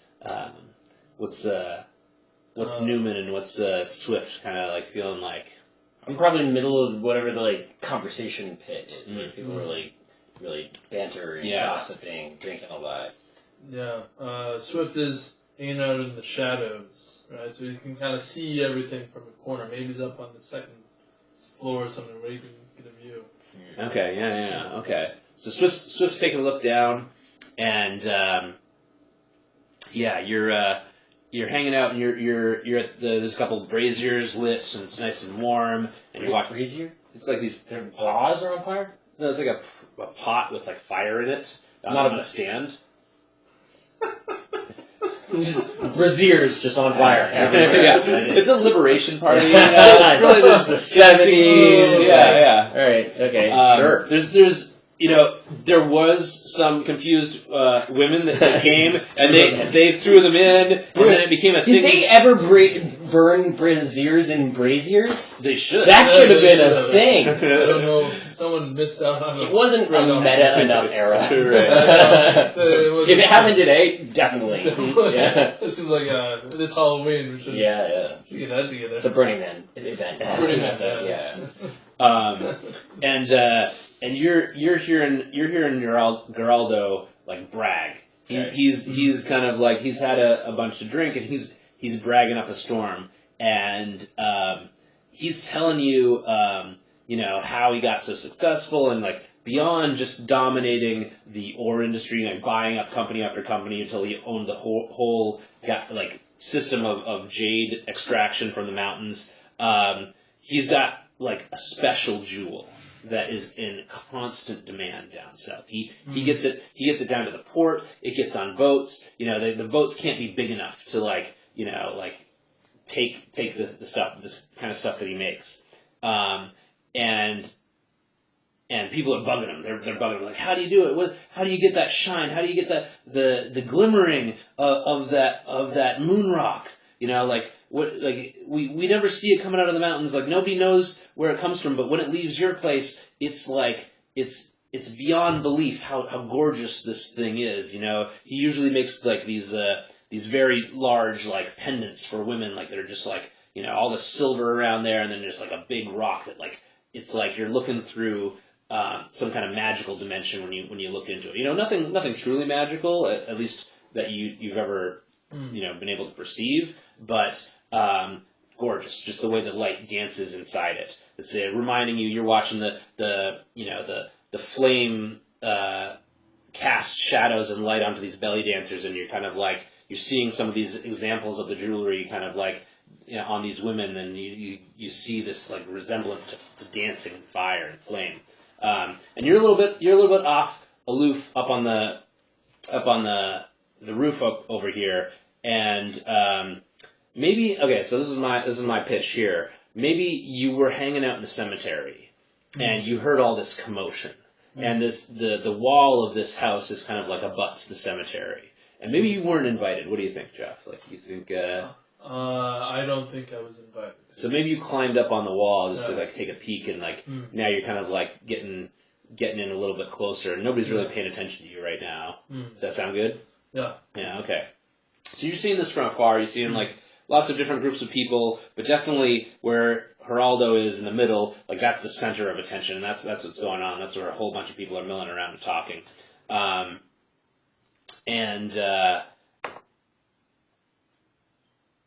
And you're hearing these stories, and you're seeing this jewelry, and you're kind of all getting bits and pieces too. What's your race? Human. Okay. Probably.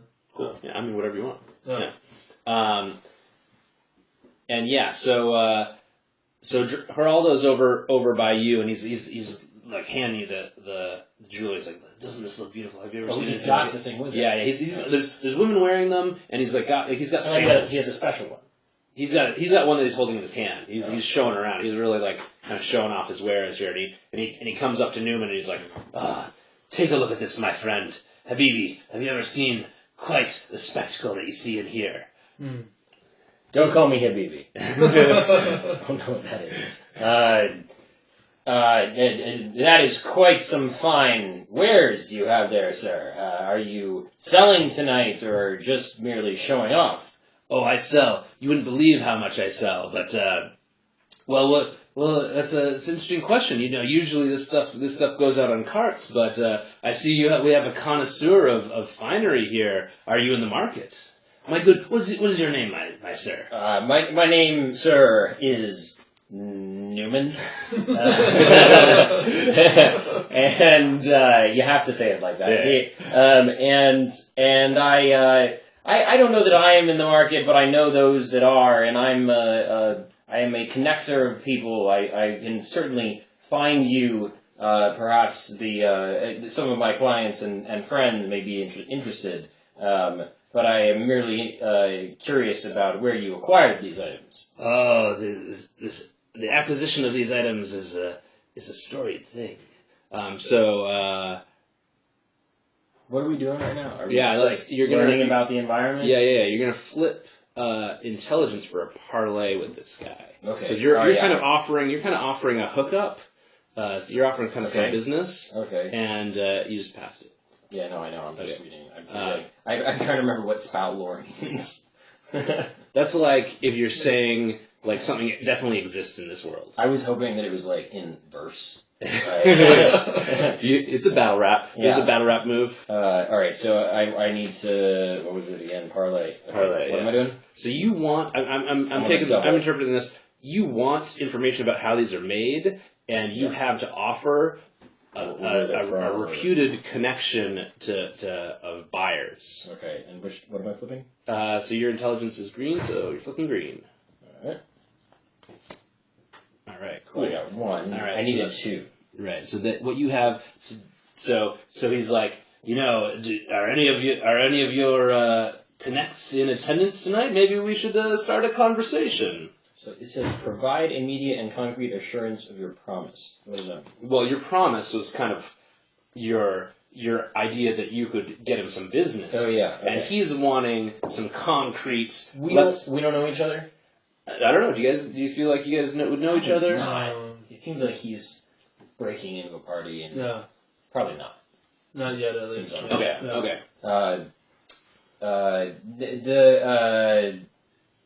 So I'm probably making this up. Yeah.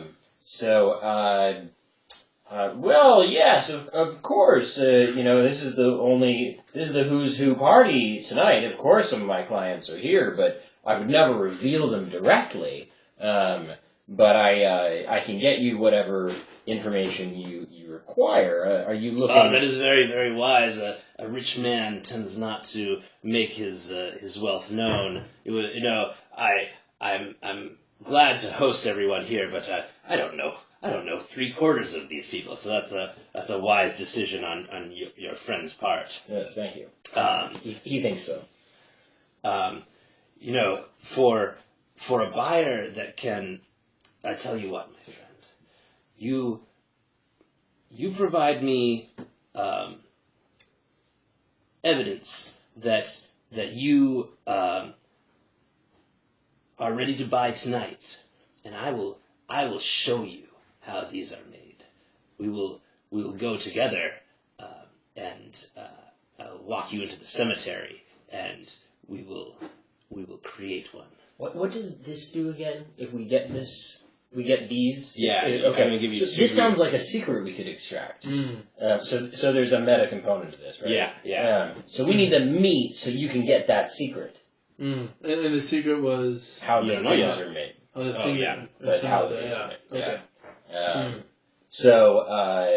Okay, so I'm like, all right, well that seems very plausible. Now I need somebody to act as a buyer. Because I'm just been bullshitting, and in my real life I call this sport line.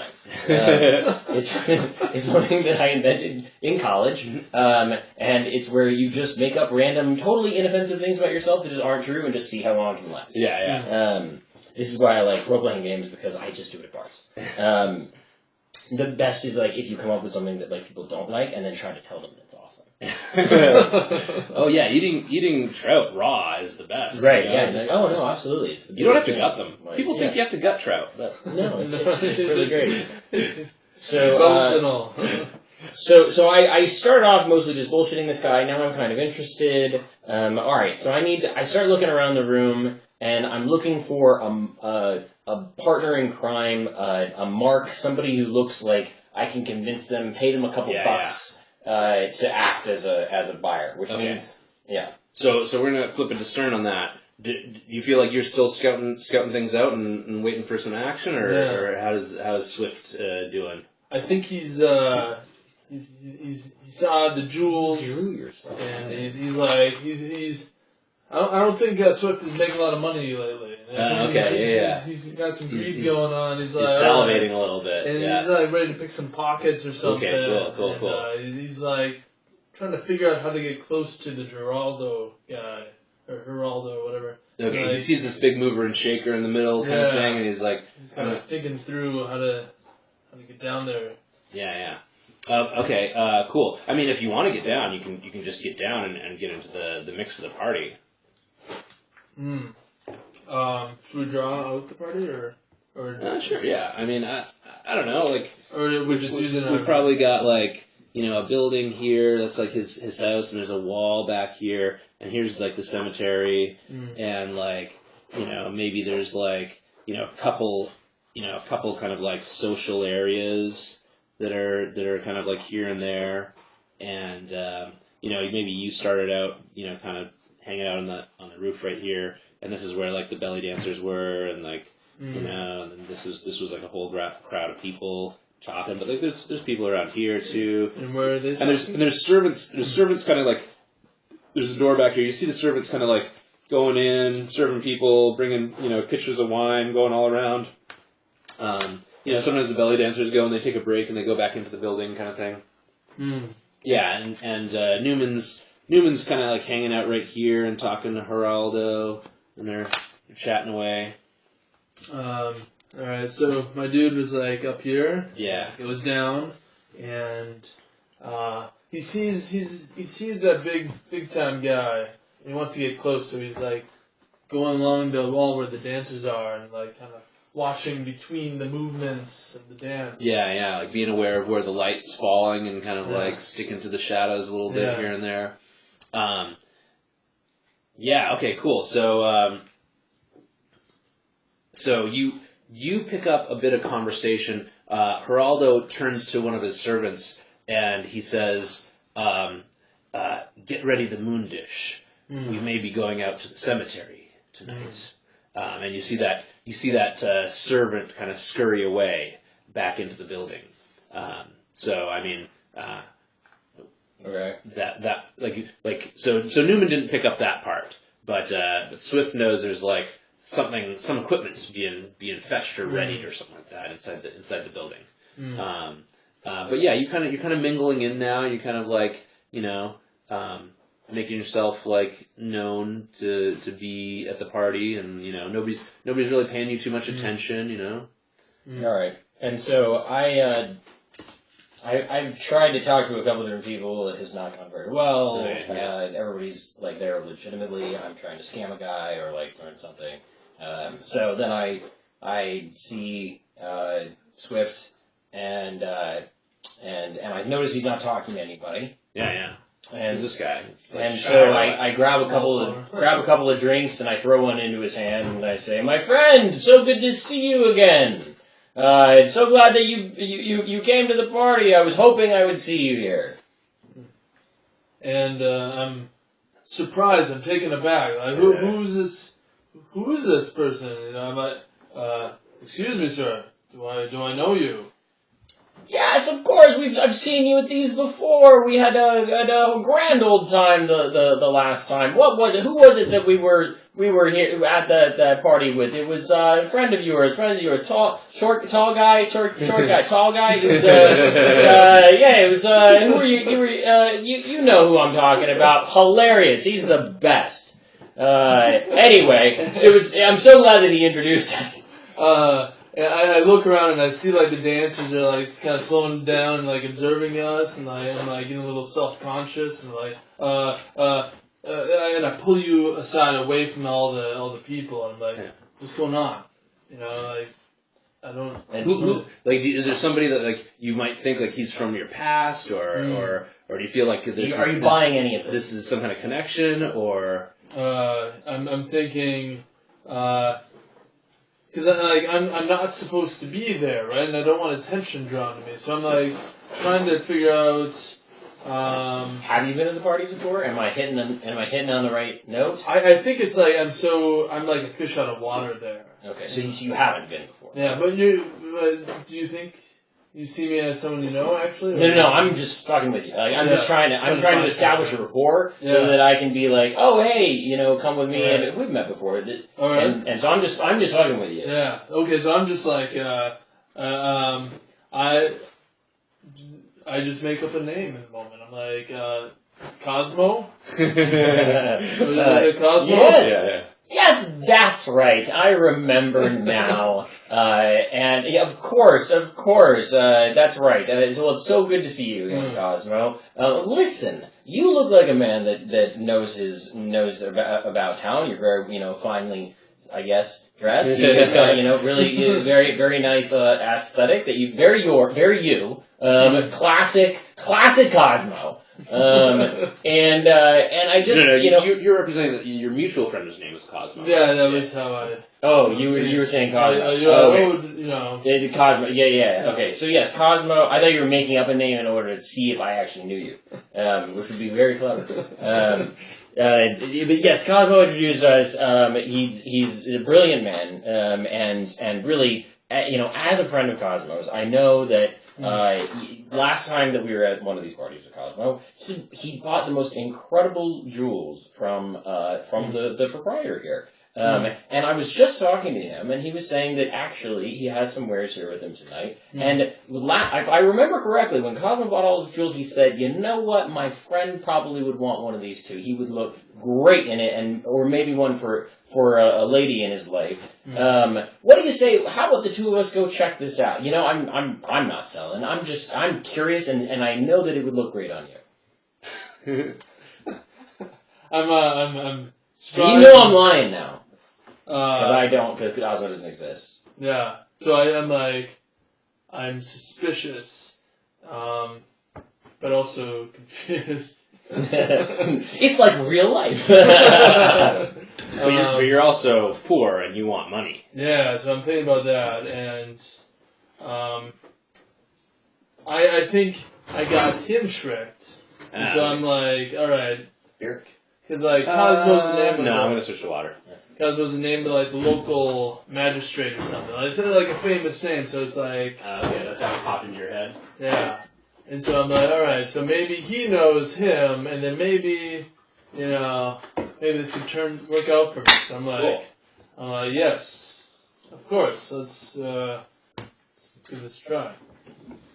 Alright, so I grab him around the arm and drag him towards... Okay. So you turn around and you notice Geraldo's gone from there. And you kind of like look around a little bit more, and you look towards the building. Is that a retainer? Yeah, Is that part of the game? I was like, wow, trying to this is getting different. Yeah. Everybody has to wear one. And then when you're done, pass it to the rest. No. And you see Geraldo, and he's waving you over. He's like, he's like, oh, come here, right? And okay, so I assume you guys both mosey over. And he's like, the preparations have been made. I assume this is your wealthy friend. I can tell by his dress that he does not give a shit about what anybody thinks about him. It's a very discerning way to carry yourself, my rich friend. I admire it. Come. We will see. call it Zuckerberging.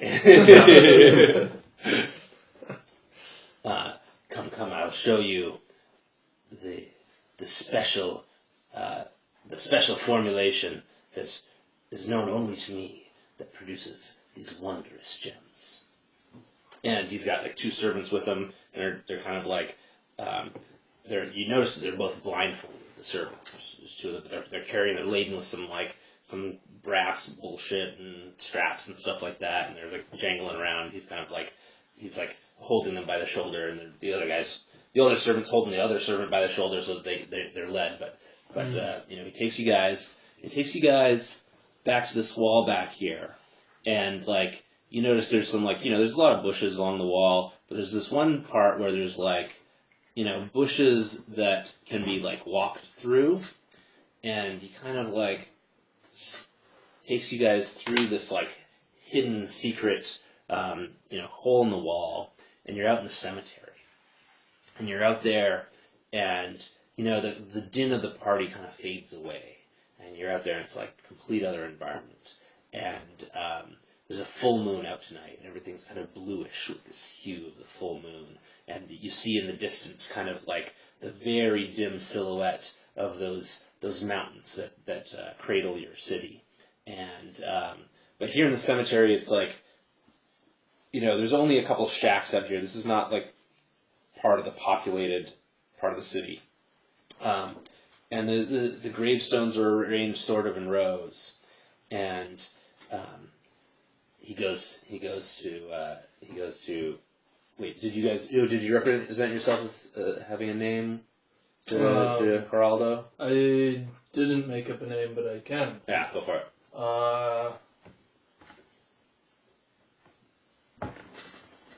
Call me Robin Williams. Robin Williams, come.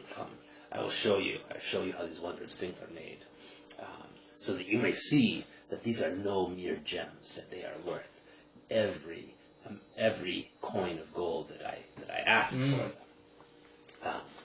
These are not just gems. They are not stones, dead, cold things. These have a bite of a soul in each one. Whoa! And he takes you down the rows to a gravestone, and he points out a grave, and it's marked with like very vague markings on it, and he says, "You see that? You see the strokes there? 7 years old. This poor, lame, diseased girl was when she finally descended into the underworld. But a grave is not only a resting place, it's also a portal. And things go in, and some things can be taken out. The most wondrous gem I ever created was in this grave here. But now... You just making all this up? Yeah. But now that battery, now that well has run dry. But that was the day that I learned that youth is the most important of all the variables. So come and see what I have here. And he pulls out this big, like, fist-sized stone. And it's just black. It's like a black, obsidian, glassy. He taps his buddy on the shoulder, and that guy taps the other guy, and they bring out this little stand and this big bowl, kind of looking like this in it, and they pour. One guy has got a jug of it looks just like water, but another guy has got this jug that's kind of like very slowly drips out this kind of black oozy ichor, into it, and then you see it's moonlight. You shouldn't be seeing anything, but you see kind of like more colors. It's like glow in the dark kind of like colors in there. So my exhaustion is a good metric for like average attention span. I'm waning ever so slightly. Okay. All right. I'm getting to the juice here. Okay. And I normally stay with you, but I'm like going like this. And he grabs this obsidian stone. Very creative. And he goes to dip it in, and just then you notice, wait, why does this all feel so familiar? Like he's talking like, and now I will take a bite of the soul that resides underneath this patch of dirt, and you realize here you are at your brother's grave. Oh, shit. He's gone for the 25-year-old, Oh, shit. and this is the soul he's gonna take a bite out of. So how do you react? Wow, big reveal. Big reveal. Jeez, that was worth it. Yeah, Shit. I am. Do I have a backstory?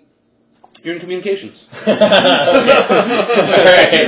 Cool. That's right. You came up with a very specific. All right. Yeah, I forgot about that. I am flushed with anger. Yeah. And I just can't let this happen. So I'm trying to figure out a plan. I'm trying to figure out something to do, and I'm trying to find a moment where I could sneak in and backstab, somehow stop this.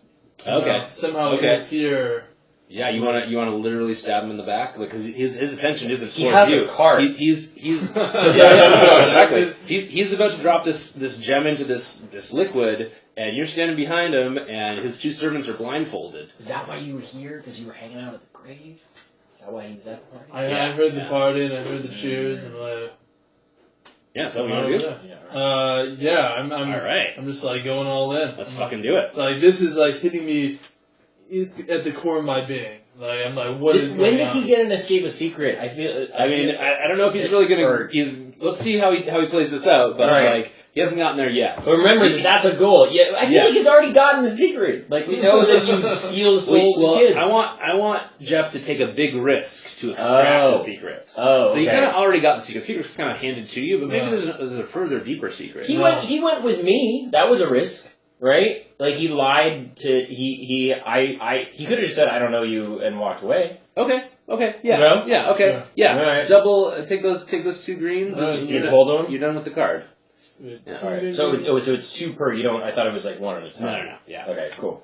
Yeah. So. Right. Flip for backstab. What does he do with those? Are those wealth? What are those? I haven't talked about that stuff yet. We'll get to that after this. Okay. Alright, so I'm just gonna throw down some dexterity. Yeah, blue. What do you got? Ooh, yes. Did you shuffle that? I did a shuffle just before shuffling. Yeah. Okay, yeah. I threw it down. Okay, so, you're gonna get that backstab, but let me explain this card. This card is like the rolling a 20 kind of card. You just fucking did the best you possibly could. So when you hit this green symbol, you can do another move immediately, like right after this, with an advantage by spending 1 green token. So if you see, that's called the critical flip, and it costs 1 green token. So the green tokens are to do a flashback, to do a good thing I brought, or to do a critical flip. Or to go up a level with learning. What does a flashback do? A flashback is if you don't like the result you got from a flip, you can spend 2 green tokens and say, well, actually, because of this thing that happened before in my life, I'm going to flip again with a level of advantage. So we'll go. Okay. Yeah. It's the Slumdog Millionaire. Yeah. Okay. Yeah. Cool. So Jeff, you have the option now, if you want to do another move, to get a level of advantage for 1 green token. Well, let's finish out your backstab. So you got double check. So what's it say there for double check? says choose 2. Attack a surprised or defenseless enemy with a melee weapon. You can choose to roll your attack power or flip dexterity choices. Which is what you did, yeah. So it's you flip dexterity, and now these are your choices here. And I got 4 options here. Yeah, and you get to choose 2. Number 1, you don't get into melee with them. Number 2, you roll your attack power plus 1d6. Number 3, you create a plus 1 advantage for any player who acts on it. And then 4th, disable their armor until they repair it. Alright, so this guy is not wearing armor, he's partying, so you can't choose that last one. So, normally your attack power is this, it's a d4. So, if you want, you can make it these 2 dice together. That's a d6. You can choose to backstab him in a way that he can't reach you afterwards, i.e. you're not in a melee fight with him. Sure. And what's the 4th one? I don't know. Disable their armor. No, you can't do that because he's not wearing any. And about the 3rd one, you create a plus 1 advantage for the player. Yeah, so plus 1 advantage means you flip 2 cards and take the best. Why would I flip cards in the first place? Depending on what happens next. Oh, okay. So creating an advantage is going to last for a while. Right. If you want to create this advantage, then I'll keep it alive for a long time. I guess I can go into an attack now? Is that if I roll my attack powers? Plus 1d6? Yeah. And that's now I attack? So no matter what, you're going to roll this. This is your attack. Okay, that's... Right? yeah. And then you choose 2 of those other things that are also going to happen. Okay, so I'm going to not get into a melee, and I'm going to... and then I'm going to roll my attack powers 1d6. Okay, so do I need to correct that? Does that make sense about how it adds a d6 to your attack power? So, if I don't get into a melee, I don't attack. Is that the idea? No. A melee is a situation where you both can attack each other. Sure. So that's... If you want to avoid getting into a melee with him, you can, backstab him and get out of there. Right, and then I can get my d6 to part of that attack and then get out. Yeah, so you choose 2 of those bullets. Yeah. So, okay, so one of the things, it sounds like you want this. Yeah, and I want to hit him and jump out. You want to hit him and jump out so he can't hit you back. Yeah. So those are the 2 choices. You're going to take the d6, and then you're going to, avoid the melee. So, okay, so this guy is, what did I call it? What was the name? Fucking Geraldo. Yeah. Is this a discard card or an exhaustion? Discard. What are you talking about? That's a discard, yeah. Okay, so go ahead, roll your attack power, and jump back out of the way. Alright, so you did 8. You stab in the back, and you jump back out of the way, and he drops this stone just on the ground, plunk, plunk, and the guys in the blindfolds are kind of like, what's going on? They're not ready to respond right now, because they're in blindfolds, and you did that so stealthily that it worked. So he's dead. That went right through his lungs, and he's like, and just plopped onto the ground because you did 8, so that's fucking baller. So Geraldo's dead. And then I say, but these guys are kind of they're like, what's going on? That's a weird sound, but they're blindfolded. What's going on? Waiting for the next signal. And then there's silence. Yeah. So how's Newman react to this? This is is this a drug deal gone bad right now kind of situation for Newman, or is this an okay thing? I have been not paying attention. That was a lot of very specific talk. What is going on? So I backstabbed the dude, Geraldo, and killed him in one Nice. stab. And the 2 servants are on the ground, but they're blindfolded. And they don't really know How did they get blindfolded? They were blindfolded from the beginning because Geraldo's not trying to reveal his secrets to his servants. Oh, Jesus. I thought that was a really good move. All right. Yeah. Why are they here if they're blindfolded? What's the Because point of he that? needs them to carry shit and arrange stuff. and not know where they're going. That doesn't seem... yeah, those blind porters are the most useful. Okay. But Jeff, actually, you get a. If you want to choose the critical flip, you can do that too. Oh, because he's dead? No, because you flipped this card. This is your like D20 that you roll. Yeah. Wait, does Jeff get another one of these cards? No, that's just to like give you some way to like get started with the story. Oh, okay. But how do you get more of these in the future? No, you don't. You know, That's just for it's a one-time bonus. very beginner players who Okay. need a reason to do anything. Okay. No, that's excellent. That I like. That's the momentum thing we were talking about. Yeah, exactly. Yeah. I'm not sure what to do with the critical flip. Should I read the thing? Yeah, it's close to the back, I think. Is it? Basically, Jeff, you don't have to worry reading your rules. Does your character respond in any further way to his awesome situation? He just like, bam, slaughtered a guy, drops him like a fly, and has all the time in the world to do whatever he wants to next. Right. If he wants to. I think he is focused on the... Where's your cycle? Oh, right over here. Right over. On the tombstone, on his brother's tomb, and he's like, whatever that liquid was, and the gem, he like tosses it aside. He doesn't want it to contaminate that gravestone.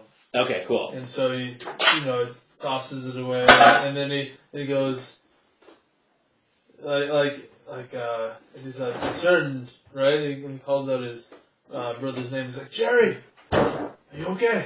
They're like, what's going on? Is he a little messed up? Because he doesn't? His brother's dead, right? He's dead, but he's like, oh yeah, he's like talking to the the stone, reassuring himself maybe a little bit too. He just saw what happened to that other girl thing, or heard about that story, and he's like, what's going on here? Okay, so I'm gonna say flip defy danger with and you're doing the critical flip, so you're gonna pay the green token to do advantage. And then I do what now? So this is kind of like intelligence defy danger. So red. So flip 2 of these cards. So there's a double X. And there's a single check. Okay. So you're going to resolve it with the single check, your best card. And that card also has a green token on it. Yeah. So you get a green token. Sweet. Yeah. So all of them go in your discard pile. Yeah. Alright, cool. So, the danger that you defied is just that, like, your doing that stuff didn't disturb the 2 servants enough to, like, come at you, like, pull their blindfolds off and be like, what's going on? They're still kind of waiting for their next cue. Yeah. So how's Newman reacting to, what he just saw? He's very surprised Yeah. at everything that has happened. Because he thought he was just going to get, like, some secrets on gems or something. Mm-hmm. I don't even really steal things, I just know. So I have a shirt that says, that's what I do. I drink and I know things, and I just didn't wear it. I should have brought it. That's what he does. He deals in knowledge. So I thought that I was going to learn this secret, and then I was going to be able to sell it. I mean, kind of did, but but it's not like a great secret that I want. And clearly it gets people killed. So, but we do now know it, and we do now have, I guess, a gem because you had one. Yeah, but I mean, you also have these 2 servants that are just kind of like but they're blindfolded, waiting for their next cue. I mean, how long are they going to stay blindfolded? Yeah, but we got the jump on them, right? Okay, I will take my. They're close together. Yeah, they're kind of kneeling on the ground. I'm gonna take my sculpting whip. Oh yeah. And I am going to. It's like I don't know how long are whips. 15 feet. Yeah. So yeah. So I'm gonna 3 meters. So that gives me a decent radius and a table size radius or something. So I create a circle. I throw it around. I throw it around them on the ground, and I lift it up, and so they are now in a tube of air. Oh, cool. And they can't get out. I don't want to hurt them. Yeah, no, that's cool. So let's are you gonna channel the living light to do that, or just regular use a magic item? What do you advise? I mean, you're not. How much stamina do I have? How do I even know that? You got 10 stamina. Everybody just starts that? Yeah, it's all in your Deckahedron. It's all, you got 10. Wait, it's in my deck. Yeah, so all these cards are in your Deckahedron. Which cards? These ones with the square symbol on them, the white background. That could be a little more obvious. That's that I'm keeping forgetting is okay. Yeah. So I mean, I'd advise you don't need to channel Living Light necessarily right now. Okay. You can just lose a charge on your item. Okay. Is there something where I check that off? I'll do it once you flip your intelligence. Flip my intelligence and see how your use a magic item thing turned out. How it works. Yeah, okay. Yeah. So your intelligence is green. Green. Okay. Boom, single X. Oh, no! So the spell's cast, but I get to choose what happens with your charges. Ugh. So I'm going to say you lose a charge not only on this item... Wait, so it is cast. The effect is cast. Yeah. What happens with my Yeah. So you lose a charge on your Sculpting Whip, and you also lose a charge on your other two items. So Wait, so I have 3 per item? Yeah. Oh, I just thought I had 3 total. Yeah. So you're pulling in this magic power from somewhere in the universe. Okay. And you feel it coursing through you as you pull this like cylinder up above these two guys. But then you realize, oh man, that took something out of me. That took a little extra. So that's a charge. This just means a charge is lost. So you lost a charge on all your items now. So this is what we do instead of taking things off.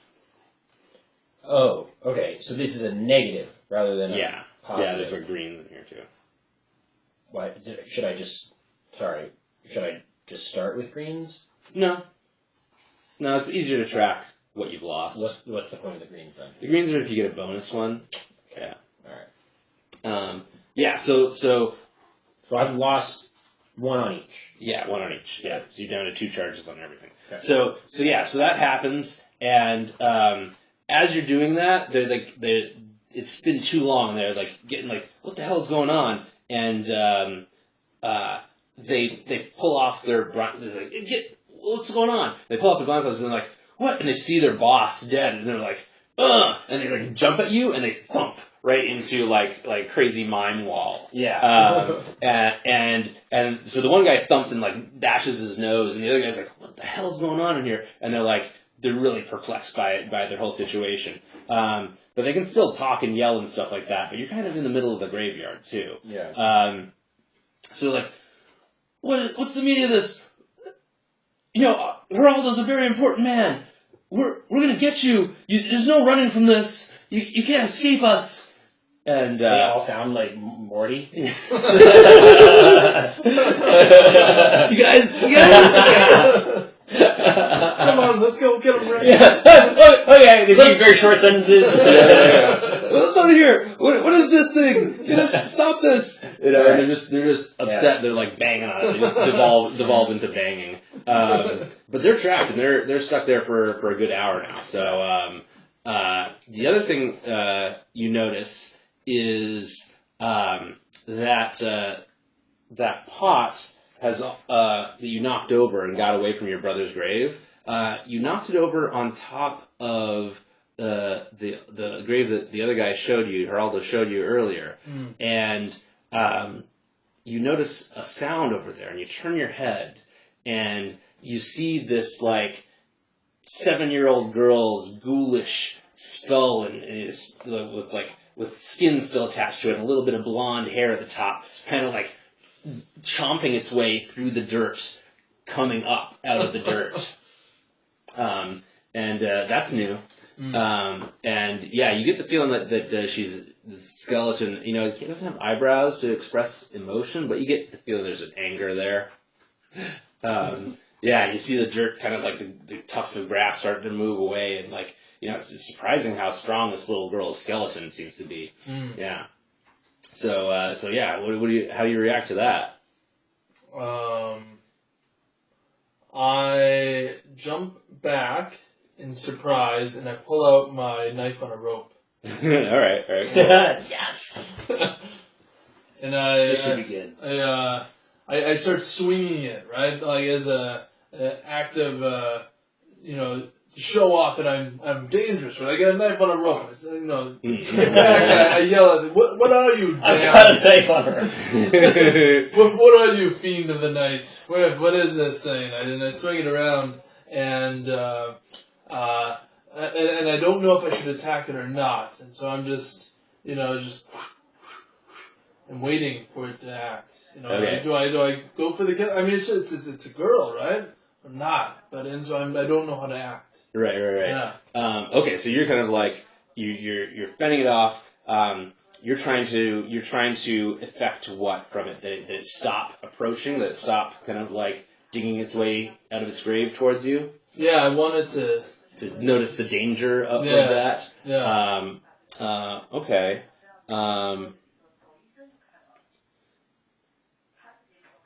But if Yeah. it's too close, I'm willing to attack it.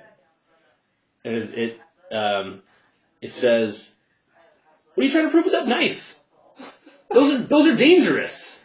And you see this voice, this male voice, comes out of this little girl's skull, kind of thing, and it's very incongruous. But it seems to be like capable of intelligent reasoning. Yeah,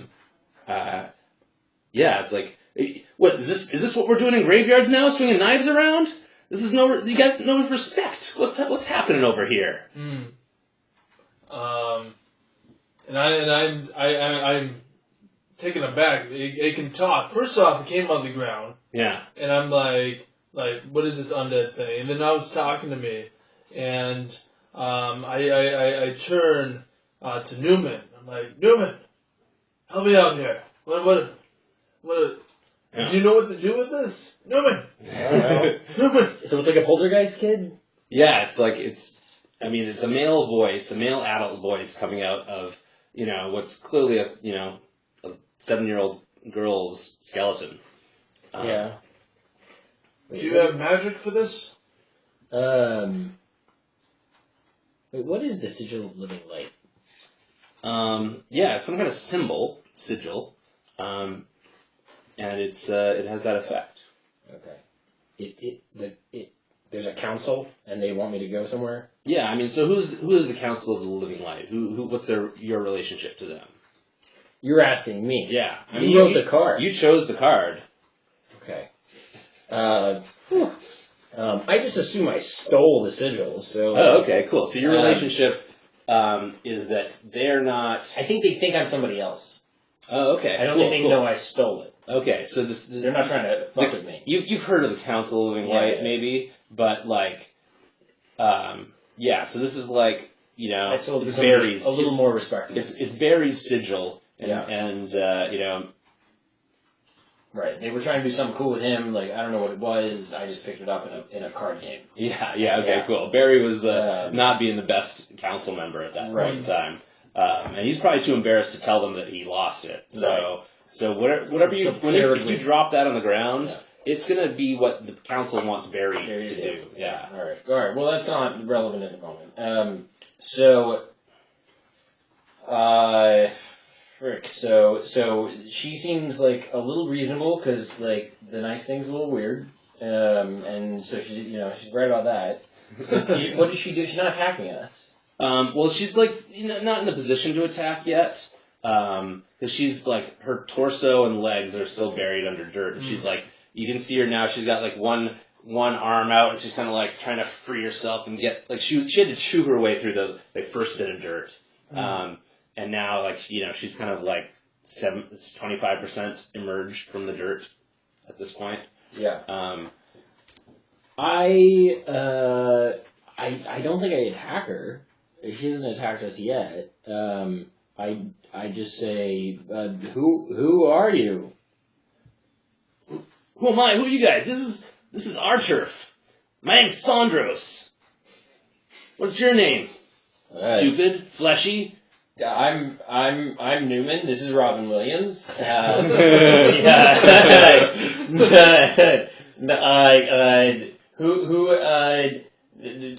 We didn't mean to encroach. We were brought here by this heathen that we have slain on your behalf, and so you're welcome. Oh, you slayed a dude, eh? Another one bites the dust, I guess. But you guys are doing some pretty hardcore encroaching. You don't mean to encroach. I hear you saying that. But what do I see when I look around? Lots of encroaching. What do we got here? We got 1, 2, 3, 4 living dudes. that's what are you guys doing? Like, you can't just come to our turf and like play around in the muck. It's like, Who's us?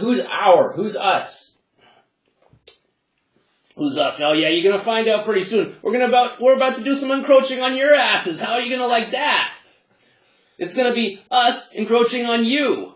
We're gonna be like roaches infesting you with encroachment. We're gonna be encroach roaches. Okay, all right, we get it. And you look around, you see some more motion in some of the other underneath some of the other gravestones. Not all of them, just like a couple of them. And then you hear a scream, and you look back over to the two guards, and you see one of the guards has got Geraldo.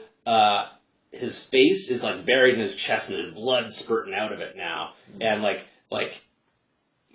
Geraldo's eyes are rolled way back into his head, and his arms aren't moving, and he's just kind of like zombie-like.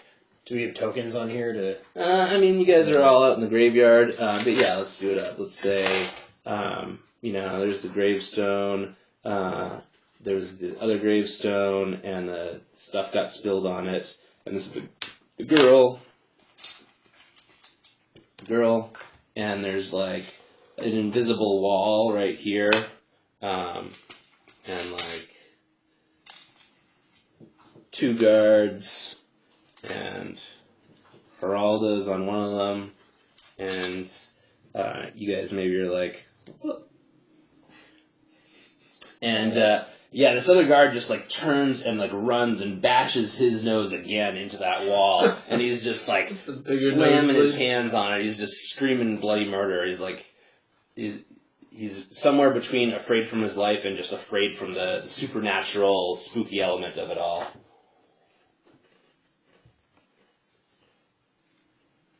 Wait, who is? So this guard, this yellow guard, Yeah. he's like slamming his hands against this invisible wall. Okay, but there's more back here.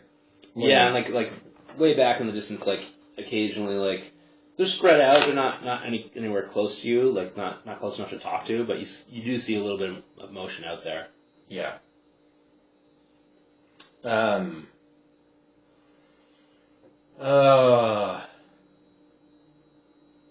So we're gonna fight these guys? Is that what I'm getting? I don't know. What do you guys? How do you guys react to this? We can run away. But is there a gem to be gotten?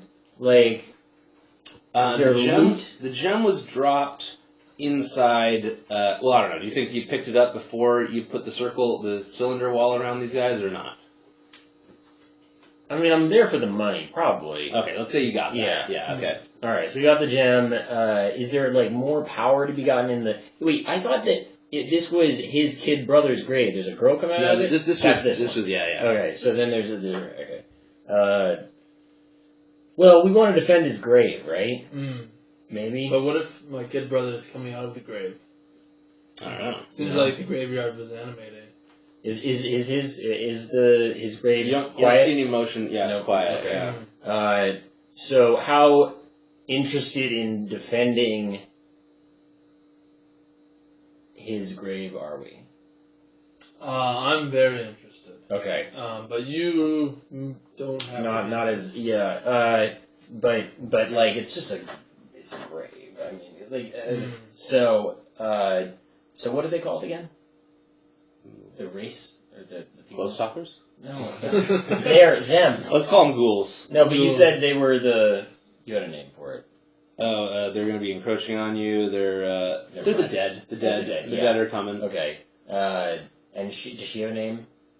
It wasn't marked on the tombstone. Okay. It's just very basic. It's like, all right, girl, guy with the voice. His name was Sandros. Sorry. Sandros. Sandros. Sandros, we are very, very sorry if you allow us to leave. Would you allow us to leave? We mean you no harm. What's in it for me? You can have these guards. We already have these guys. Like you look behind you and Geraldo's like chewing down on guard one, and other guard is just like screaming bloody murder. Yeah. All right. Well, see, there you go. We brought you those. That seems like a good trade. 2 of them for 2 of us. If we just take off, it seems like it's even. And then I interrupt. Give him the gem. Give him the gem. What? No, I don't know what he's talking about. There's no gem. But these guards, you can have them. Absolutely. Yeah, okay, cool. So, the guard hears you. He's like, no, please! I have a wife! I have a child! I want to see his 10th birthday! Very thick walls. You just sheared over the top of the cylinder. Yeah, well, I had to get it back. and Right, forth. So Sandros looks at you in the eyes, and he's like, through the empty sockets of a skull, and he's like, you can run now, that's fine. You crossed oceans, that's fine. That'll extend your life for some time. Maybe you'll even live long enough to die a peaceful death. But mark my words, there's no peace for you. We're coming. How many of them are there? Okay, the whole. So flip a discern. A discern. Yeah. Okay. So it's your intelligence. All right. Which is okay. Green. All right. So what's discern on single check? Ask the GM 2 questions from the list. All right. Wow. So yeah, you want to know how many of them there were, but like see if these questions are like. Closely study a situation or person, ask the GM your questions, and gain an advantage in acting on the answers.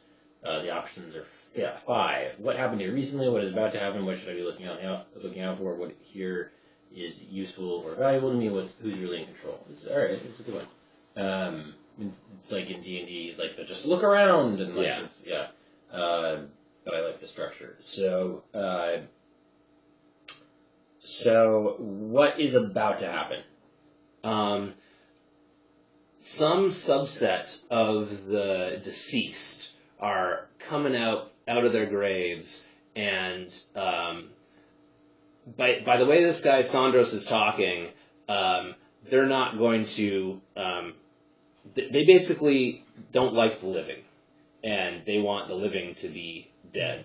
And first of all, they're all gonna probably like join up in the cemetery and have like a little undead army kind of thing. Okay. Yeah.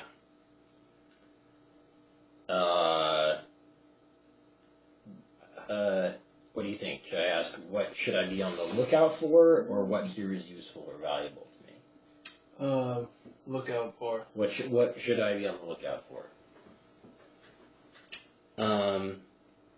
Like what should be the deciding factor? You should be watching out to see if you've got an escape route. Remember, there's a wall here, and it's just like you're outside of the city now. Yeah. And I don't know if you think the city seems like safe. We probably can't win this. Yeah, there's enough of them that sounds like you don't want to be fighting all of these guys. Okay. Maybe 1 or 2. Yeah. Okay.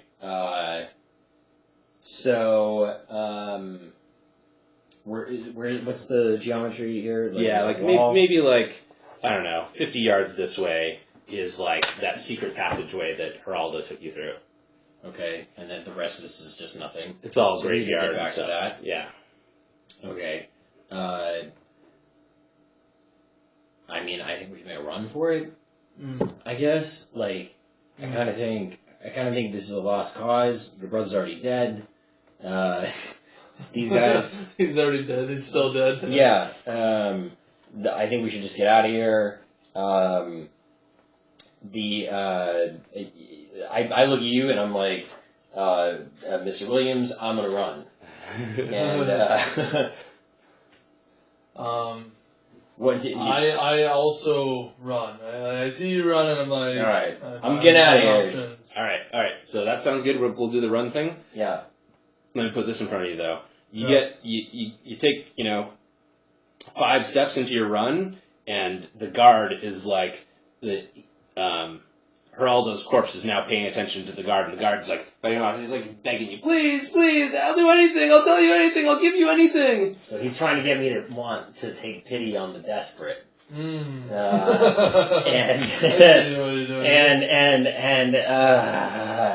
And I did spend one of my these already to like one of these would be very useful to me.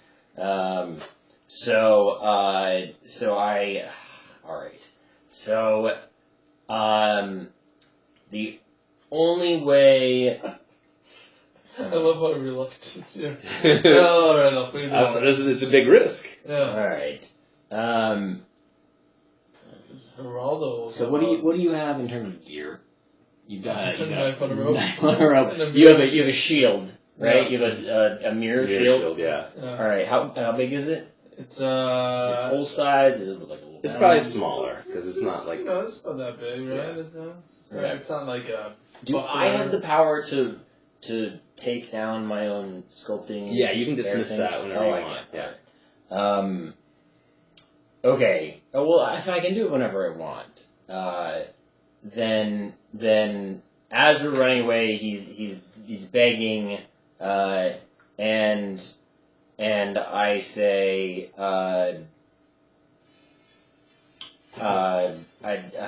what do we want? What do we've already gotten what we wanted. Like, so I'm this is a momentum issue. Yeah. So I'm not sure like what's next. So I don't know why, other than like that. I guess I want tokens. Like, why do I want tokens? What am I saving them for? What am I using them for? What's next? Yeah, I mean, okay. So let's say the guard tells you, like, I'll tell you the recipe. I'll tell you the secrets of the formulation. I know it. I'm the only one who knows it. What, the formulation of the jewels? Yeah, of the liquid that makes the special jewels. All right, that sounds like a deal. So what do I wave a hand and the thing goes away? All right, I wave a hand, the thing goes away. The guard gets out, the other one's still being eaten, and we all bolt. Okay, cool. Yeah. All right, cool. So that counts as pity, but sure. Okay, good. So I feel like that's a great stopping point. I feel like crossed a couple thresholds and got some cool stuff. Yep. Yeah. Okay. So what did you guys think? It's got some cool mechanics. Okay. I like some of the world building was genius. Never seen that before. That's really cool. These are great. And the list is good. Everything that gives it meaning is really great. The world is meaning. These have meaning. The character building is actually surprisingly good. It's pretty open ended, but you did it very well. What were the questions? Where did those come from? Yeah, they're just all written down, just like a list of questions. But they weren't the same for each person, which is cool. Right. So the idea is, like, even though you're not answering all the questions that other people are answering, you're at least thinking about it. If I ask Quinn, what's your race? Hopefully Jeff is thinking, what should my race be? Right. Yeah, that was clever. I liked that a lot. And it moved along. It wasn't like, let's do this for the whole session. One of the things that probably is worth emphasizing with people, but especially previous players, experienced, not RGB. RPG players. I'm very tired. That's alright. And my staff member in Israel is waking up and realizing what the fuck happened today, and so I'm getting. he's like, what? I like that that it isn't. You don't have to invest as much. Like with an RPG, like you spend so much time reading the fucking booklet, and like you like take it home. So like in D&D in particular, like there are these just massive booklets and the websites, and so if you level up, it takes like 2 hours because everybody has to, or you just wait for another session. Everybody has to Google stuff. Everybody's looking at their thing, and it's not collaborative. You're all like on your phones, or you're all reading the book, or you're whatever. So the emphasis on this should be like flip through the cards. If you see a power that you like, take it, and just like let's move on. Like it doesn't. They're all good. They're all interesting. Just like it's about quick. Like we could have saved some time there, and I imagine that somebody who's like an even more sort of snippy player would just like, oh, well, what does this one do? You know, how many? Well, okay, well if I get 2 of these, like, and then it's just like it drags. Well, I thought we kind of slogged a little bit through the picking powers thing, and that's something I've been aware of that I still want to like figure out how to do that because like Yeah, that's good. I don't know how to do it. Like maybe that's why I was suggesting subheaders. That like if there's a way to like skip reading the mechanics. I don't know. Maybe and actually the way that we kind of traded like. You pick a few for me, and then I select from that, reducing the options. Yeah. But still making it collaborative because you have a cool spread of things. I don't want to reduce that, but it there's a tyranny of choice that happens. Yeah. And so, but the creativity on some of these is that air thing is clever. Oh, cool. Thank you. That's a good one. Yeah, I agree with much of what you said. Since I'm like very new to this kind of RPG stuff in this kind of form, to me it just felt like a lot of like, I got 3 of these things, I gotta put these to use, in like kind of pacing of it. But I think that's just because I'm so new to that. But I want that feedback too. So tell me about like where it felt like uncomfortable or not great. Well, like we weren't sure what this thing, like the stamina parts were. Yeah. We never really got there. You gave him something earlier that never came back around. What is this?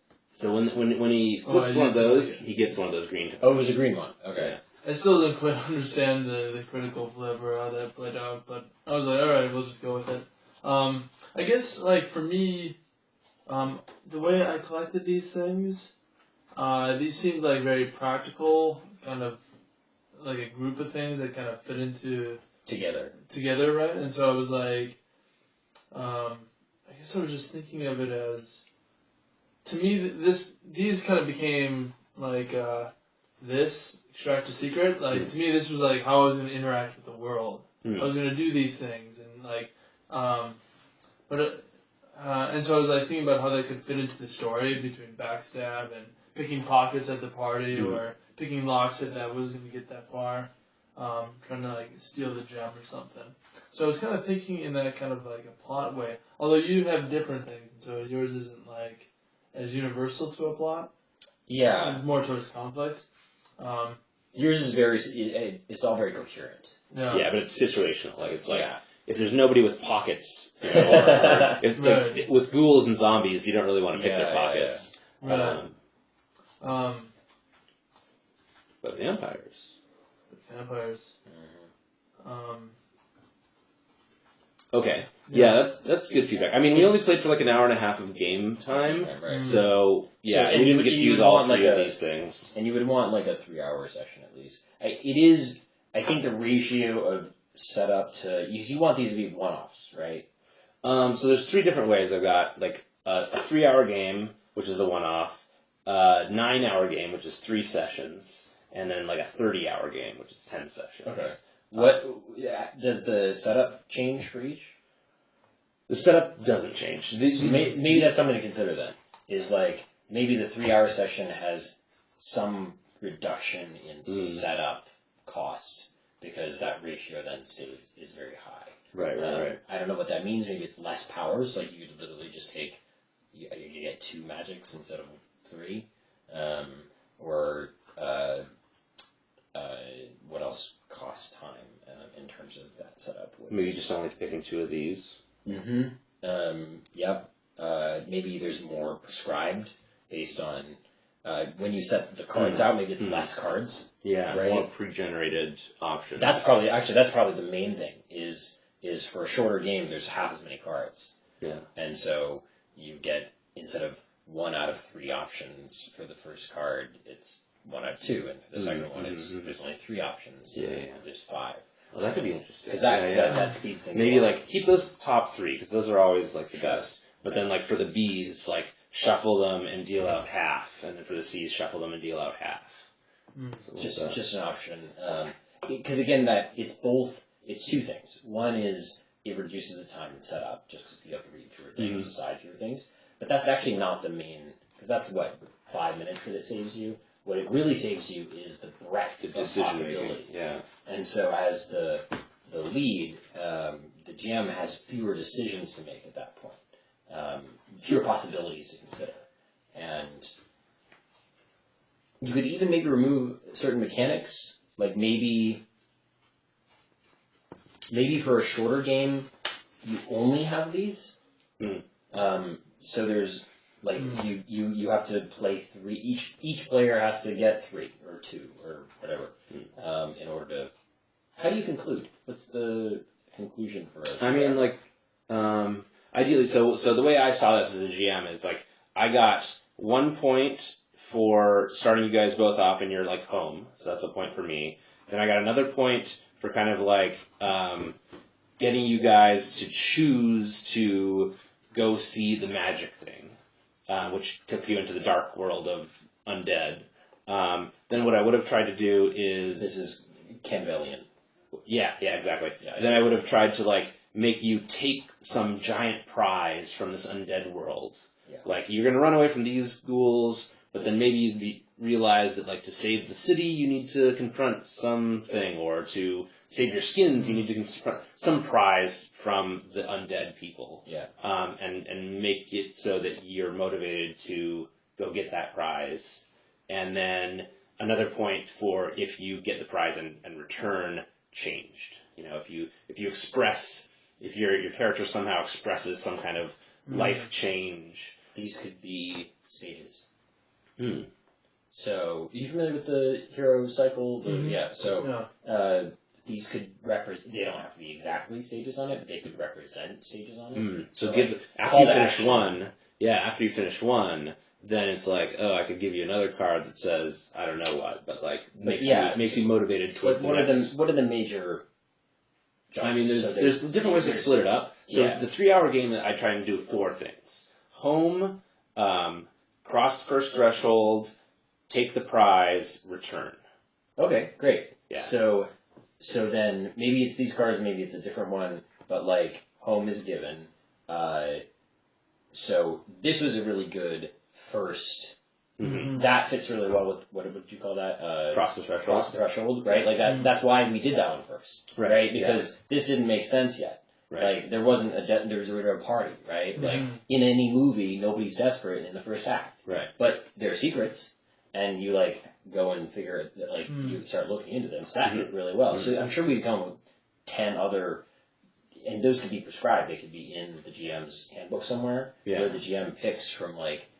For the shorter game, because that's the thing. For a shorter game, less creativity, right? It has to be. Yeah, you have to be more on the rails and more kind of like you got 5 choices, not infinite choices. Exactly. So you have like 5 cross the threshold categories, and it's still a secret, right? It could be fucking anything. There's still a huge number of possibilities. It's not prescribed in any way. It's just categorical. Yeah, and I didn't know this guard was going to be the desperate person until you trapped him.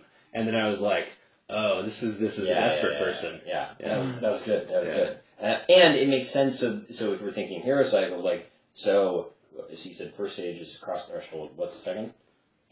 Well, take a prize, like take and pay the prize. What's third? Return changed. Return changed. And is that not fourth? So home, you forgot home at the beginning. Home. Cross threshold, take a prize. All right, so like this is somewhere in the second act or third act, right? Or it's somewhere in like the third, between the second and the third. Yeah. So maybe this isn't one. I don't know. Although I could see that as like inciting incident. You're walking down some trail and someone's in danger. Yeah, it definitely is. It's definitely an inciting incident. I'm just trying to discern like so there's like side the way he's configured it right now. These are like bonus quests. Yeah. And I'm saying there's a way to... We used it in this game as primary quests. Right. Well, I kind of see it more as a driver. You know, I don't know that this is necessarily a quest for you. Until I don't mean quest. Right. Yeah, as we start exploring like the characters, the world that we're kind of creating together, the different ways that people are interacting, then it's like, okay, well, maybe this guy's in the secret, or maybe this guy's desperate, or, you know. Yeah, vectors. I think that as a player you want... Momentum is the word we've been using, but like vector could be another one, or motivation. But, motivation may be more character based, but you need like it's situational. It's like what am I motivated by in this space? And And if, like, this card had said self-preservation, I would have left the guys in the fucking tube and just, got out. Or, like, save the damsel, then I would have picked him up and run off,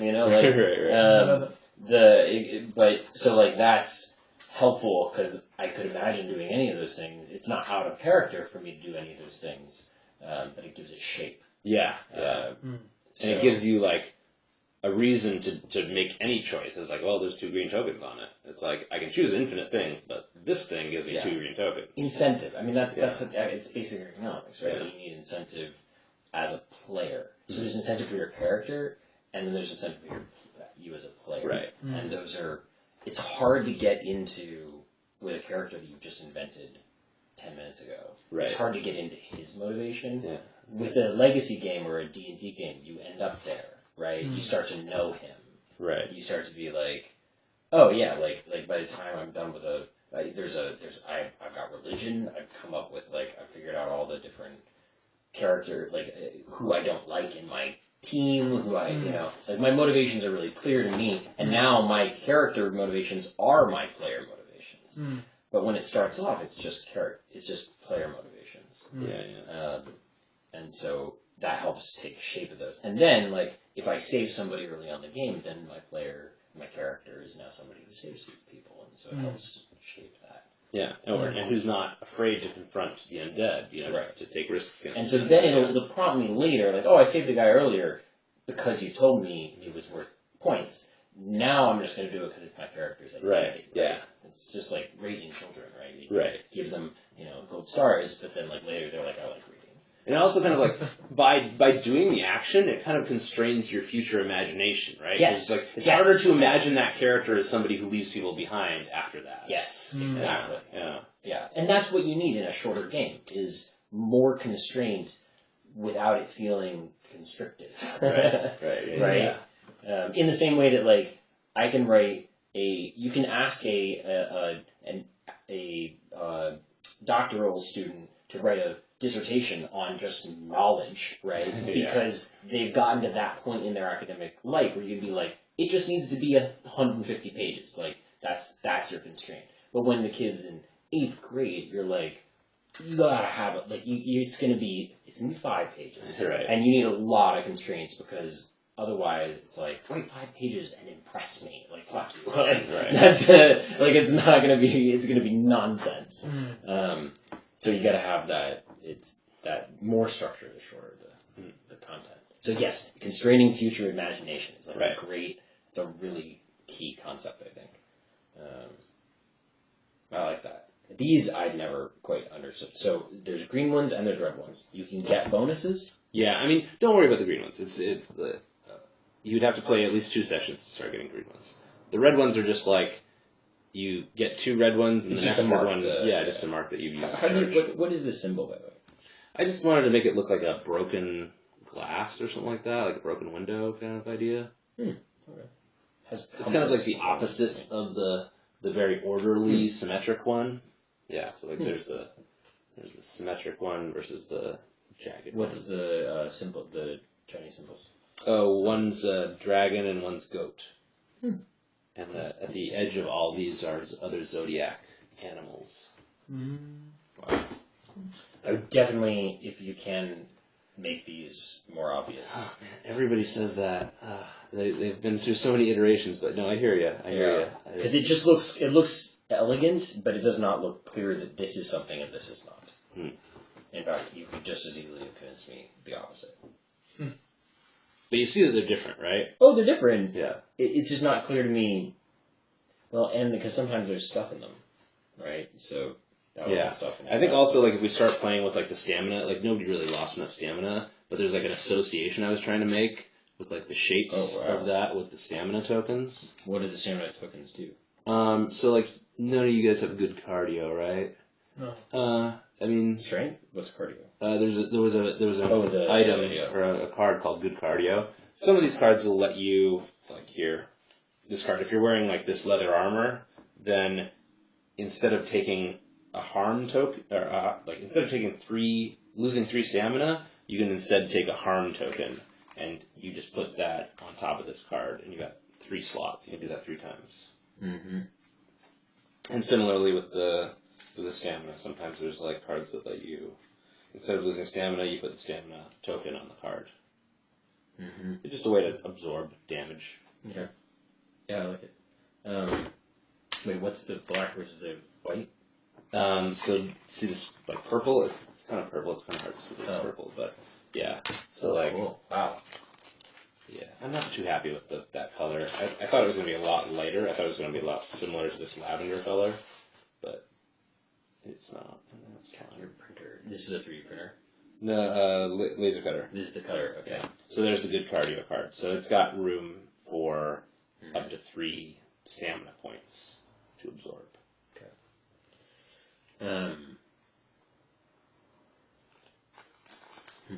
Yeah. Yeah. That might be something you could cut. You could cut for, again, shorter game, fewer components. So you could cut the amount of stamina. You could cut the stamina out of the game. Like it. But then there's no that's the thing that tracks your health. Okay, but maybe there's no resting because it's only a 3-hour game. So maybe you don't need as much of it. Yeah. I think a 3-hour game, you're probably not going to use the rest move. So you could just say that. You could just say, like, ignore rest values for a 3-hour game. Well, I mean, I think you can just say, I think the way that I got the rules written is like, if I could just say ignore a move, then that's like the whole thing is ignored. Like, you don't have to engage with that mechanism. Yeah, I see what you're saying. But it's harder to, like, just cut things. There's a lot of things that interact with each other. Like the stamina interacts with the resting, interacts with just the odds of succeeding and failing, interacts with the green tokens. And, like, people might just get bad rolls, and then, like, you need to be able to rest and stuff. Yeah. Do you want to flip your character sheet over? And I think there's, like, I don't know if there's any of these questions that you think it's worth asking, or I mean, some of them are kind of not questions I'm using anymore. How long did it feel like it took? Did it feel like it took? It was fine. It clicked along. Yeah. But, okay, so my biggest question is not, did this work? This worked great. Okay. My biggest question is, does it work without Shandy? Right? Yeah. Like, that should be the question. And so, I don't know if you're testing it with people who've played with you once being the GMs, but, like, that's the most likely scenario, right? Yeah. If you really are talking about taking it to market, you're going to have people who are teaching it to themselves. Yeah. That's tough. Totally. And it'd be really hard to beta test. Like, it'd be really interesting for focus group, though, and, like, just watch somebody just fuck it all up and, like, see how it works. But that's where really, isn't that where, like, board games really make their, is, like, it's not people, the word, like, it's hard to imagine it as, like, von Neumann probes or something, where everybody's always played the game and then teaches it to somebody else. It's got to start from scratch. Right. People have to buy a box of the thing and open it up and read it and be able to play it. Kate and I just learned laser chess. Damn. Is that easy or hard? So we went to Toys R Us when it was, like, shutting down, and we bought something called laser chess, and it's chess, but it's lasers and mirrors, and so you have to try and hit the king with a laser, and all your pawns are reflective. And it's all angles and shit.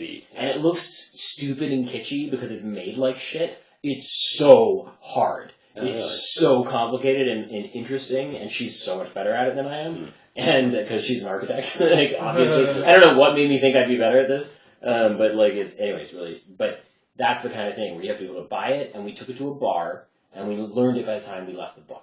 Right? Okay, yeah. And so this is a little more involved, but can somebody teach it themselves? Is got to be, like, kind of a central question. And I know you can host the shit out of this. My question is, how much of that, I'm not reading this book, but how much of, like, what you were making up and what you're able to create for us in terms of worlds is prompted versus, like, you just got to be good at it. Right. Yeah, and I definitely saw some rules things like losing charges. It's like you don't know, like, it's the timing of when do you need to know the rule, and like how easy is it to learn that at that point in time, right? Like, and I'm very consciously like only exposing a few of the rules during Sarkon's chamber, and then like slowly ramping up the complexity. Mm-hmm. You're the first person that's actually chosen a magic user, and like you went all out magic. Like you got the 3 magic items and stuff like that. So it's like that was interesting to see like how that kind of played out. Opens up a lot of so like I feel like the charges I need to explain those earlier and like explain them like in a tactile way with the red cards. Okay. I would take things away rather than give. Like I would give me however many charges I have and have me lose them. Oh, I see. Yeah, so it's more intuitive that way. Yeah, because then I know that I have something rather than knowing that I might lack something. Because that's how you do to everything else. You gave us, like, we have speed tokens, and we might lose them, right? Everything else is if you have it, you have it. Yeah, that'd be really intuitive too. You'd be like, you got 3 green cards, and when you're out, you're out. And then I could be like, magic! And, it happens. Yeah. So but that's not hard. That's easy. I think the harder thing is, you're designing the game for the players. I think the harder thing is designing it for the GM. Yeah, to like, be able to be the person at the table telling the other people the rules. Having maybe never played it before. Yeah. No, I feel that. I that's maybe a year out before I'm actually there. Yeah. I really appreciate that. Like you did that first like reading of the rules. That was great. It's the first time I've tried that out. Seemed alright. Yeah. Yeah. Little tweaks, but like I think you've got the gist of it. And it's kind of perfect because like you haven't really played RPGs before, and you have. So like yeah. Yeah, that's what's interesting to me is like how much of the reason that I would focus on that maybe sooner rather than later is that it's possible that that's going to require bigger changes than are expected, and that would affect cascading down, right? Yeah, for sure. That like because I think you're balancing 2 things. One, and so I've always thought that it'd be really fun to be a dungeon master. I have no patience to learn all the goddamn rules. It's never going to happen. Yeah. It is never going to happen. I mean, look at those books. They're like 300 pages. Dude, covers. You should, Steven, Schleinsfer? Yeah, I don't know how to say his last name. He's a taller guy, looks like he plays a lot of D&D. Great guy. He knows every goddamn thing about, and he would consider himself average. He would consider himself pedestrian when it comes to like D&D knowledge. Yeah. And yet, I'll be like, so I'm gonna hit this ghoul with this staff that I got, and he'll just be like, all right, roll a d20 and a d8, and I'll roll it, and he'll go, roll it again.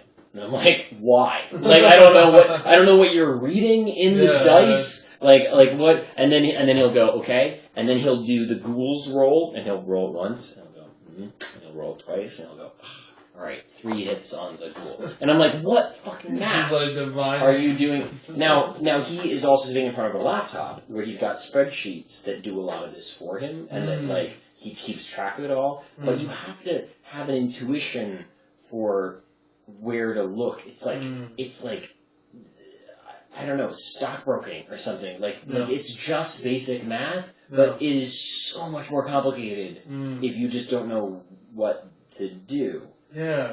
Well, that's interesting because like I sense like a level of complexity being new to the game, and then also not knowing the format, and then it's like this is an extremely light version of what you're talking about. So, and that's what he's trying to do. His whole goal is to take something that is so complex as to be relegated to the margins of society.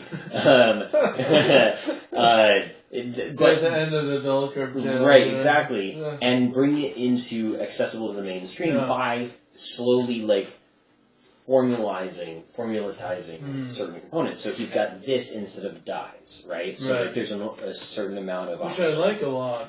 This is good. It's a little less interactive than a die. I do enjoy the die, but I get why this is absolutely necessary. Yeah. And you get some other cool options with a card. Yeah, there's like a multi-dimensionality to what the card can bring. A die is going to be a number. Right. Yeah. But and the numbers have this, this is almost better for a shorter game because with a die, you inherently start to play probabilities and things. This, you don't know, I'm not going to play well enough to know what the deck is. Right. So, I'm just going to be alright, yeah, well, you've told me that red is harder and purple is easier. Red is bad, purple's good. Right. I want that. Yeah. And I have some control over it. Versus, with the dies, it's alright, so we've got 6 different probabilities, and, we're gonna roll 2 of these twice, and then you're, doing that math in your head, and you're fuck this. So this is just purple's good. That's where it should be. Yeah. So something I've been thinking about is, you mentioned you wanted to kind of bridge, people who play board games into RPGs, right? As opposed to going for the RPG crowd, right? Yeah. And to me, this felt like more RPG than board game. This didn't feel like a board game to me at all. This didn't feel like the accessibility of a board game in the sense of I feel like you're talking about creativity and constraints. I didn't feel like this was constrained in a way that as a board game I know where I am standing and I know how far I'm away from victory points. Is it maybe the lack of a board? The lack of board is that. This is I'm used to this from an RPG standpoint, but even if there was a generic board with with just some generic tokens that represent different things, you could still make it up. But rather than drawing, it could be I could put some of this stuff into a central location that would be the board kind of thing. Yeah, well, I find as I played this a few times, we're always okay, let's draw it out. Let's see where we're at. Let's give me an idea of who's standing where. Right. I'm saying just doing that with physical things instead of with drawing. Because so again, if you're trying to standardize things, not all GMs are going to be as good at that part, and so some are going to draw elaborate things that really engage people and they know exactly where they are. Others are going to be I don't know, you're that. But if you can standardize that a little bit, so and again, you're the expert on the laser cutting, but I'm sure that there is an easy way to laser cut a room. Most things are rooms for combinations of walls, some walls. Yeah, because what I really enjoyed was I felt like I had a little mission here as a player. I was okay, I'm gonna extract a secret, and we're at a party, which is not a combat-oriented thing, really. And for me, I had these things where I was I'm taking action, and I want to maybe I'll pick a pocket here at the party. And then there was a combat later, and that was in a different location. But there was a story threading through all this, and to me, it was I was kind of expecting the story, based on how you described it, to be more portioned out Act 1. Act 1 is in the theater, usually Act 1 is it's all in one location. In Act 2 they might change up the background and you're all in one location. In Act 3 they might change it up. And so I was kind of expecting some sort of staged kind of experience. And maybe to your point about the location, maybe it's you have 15 generic things labyrinth, castle, graveyard, bazaar or something, and then that's kind of a sketched out location, and maybe you can modify it with okay, this is where a special item is or something, or this is where a special NPC is. But maybe that can help constrain okay, well in Act 2 the heroes go to the bazaar, to try and find this person. then you're in a bizarre kind of space. That was kind of... That's interesting. Yeah. Yeah. Because it gives it removes variables that maybe aren't that important.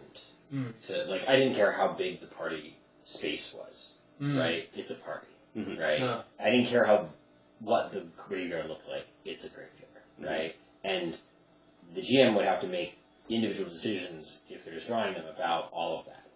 And it's not really so it's the point we're trying to make here is give people more time to be creative about the part they're going to enjoy being creative about, and ditch the part that's not their. Technically, they can be creative about it, but it's not the part they're going to have. Well, I mean, like, what I'm thinking is, like, these products exist, like a map that you can lay out that's like, here's the dungeon, or here's the bazaar, or here's the castle. They're out there. And I think they could be used in this game without me making them. Okay. Like, and I don't think I have anything really special to add to those kind of products. Well, it doesn't have to be special. It could be, I mean, you could just license them. Like, you don't even have to. But I'm just saying that if they came with the product, then it's something you have that navigation. Right you away. Navigate the product. Yeah, it's not your area of creativity at all. It's just a easy start. And then you could say, in the rules, GM has full freedom to buy his own shit, make his own shit, draw whatever he wants, but, like, here are 5, right? And in the first 10 times you're going to play this, use these 5, get used to what you're doing, learn the other damn rules, right? Again, be creative about the part you're able to be creative about. Yeah. You know, like when you're learning things, when I had a friend in high school who was like a really, really great jazz blues musician. Just one of those gifted kids where everybody's like, why are you even here? Like what? Just go to Nashville or whatever. And he was in my choir, and I was in like an a cappella group and shit, and he played steel guitar in the choir. The choir did not have a steel guitar position to be filled. Right. He was just that good. They were like, well, this should be what you do. And so our choir teacher was always like, so, like, do you just want to play? And he was like, no, teach me the notes so that I can change them. And so he's like, I just want to come to class and, like, learn the notes, and then next class or during the concert, I'm just gonna free solo, and like, but I need to know where to start, right? Yeah. So it's like learn the notes and then solo. Yeah. And so if you want to make up new dungeons and shit, go for it. But you gotta start something, and that's not where you want people's. So if I'm a first time GM, this is so much of a distraction. Like, oh, how big is the room? I don't know. And actually, even playing with Steven, sometimes he'd be like, all right, now you're in a dungeon. It would be like, well, how big is it? And he's like, he's focused on the ghouls that he's trying to prepare, and like, and he's like, I don't know, just like, it's like that, like, who cares? And like, it's not what he wants to focus on, because he's focused on the story and the other stuff, but we're really focused on it because we're trying to imagine the space. You want to live in that space. Yeah, I think it's very important to the players and not very important to the GM, and so like, let the GM just kind of voila, you know, here you go. It's a 20 by 40 room, and who cares? I don't know. There's a way maybe to do that. Mm-hmm. You could even like write it into the script if you. I like the idea of like licensing other products, or like including having some bundle of product that's this plus other things that I find. Yeah. Like it'd be really, because you're right, this totally exists. Yeah. And it's not central to your creation in any way. Right. Like I don't think I can create the better version of that. Yeah.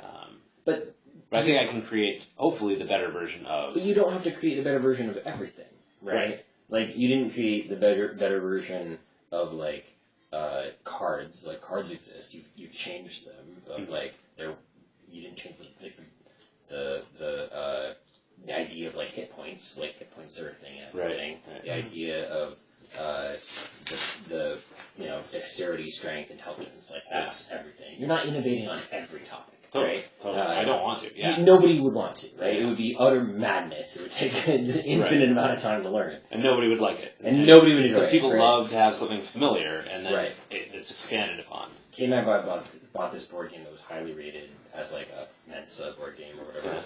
And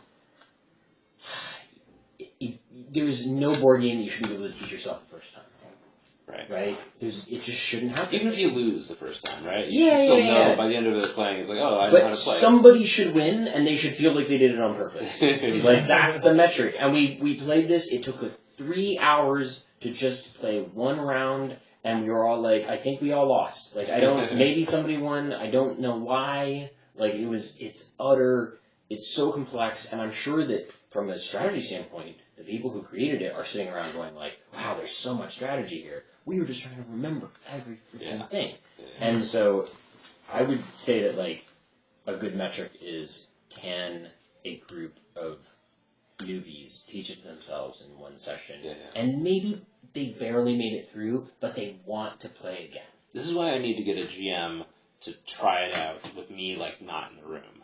Because I noticed myself after the fact, like, being like, oh, don't worry about it. Because it's like, I'm not trying to test that right now. But it's like, that's a better test. Like, that, like... Yeah, because the GM's going to go, I don't know, maybe that is important. Yeah.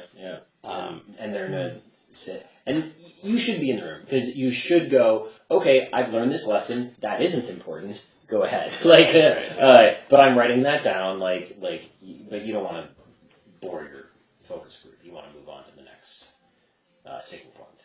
Right, yeah, and I want it to be...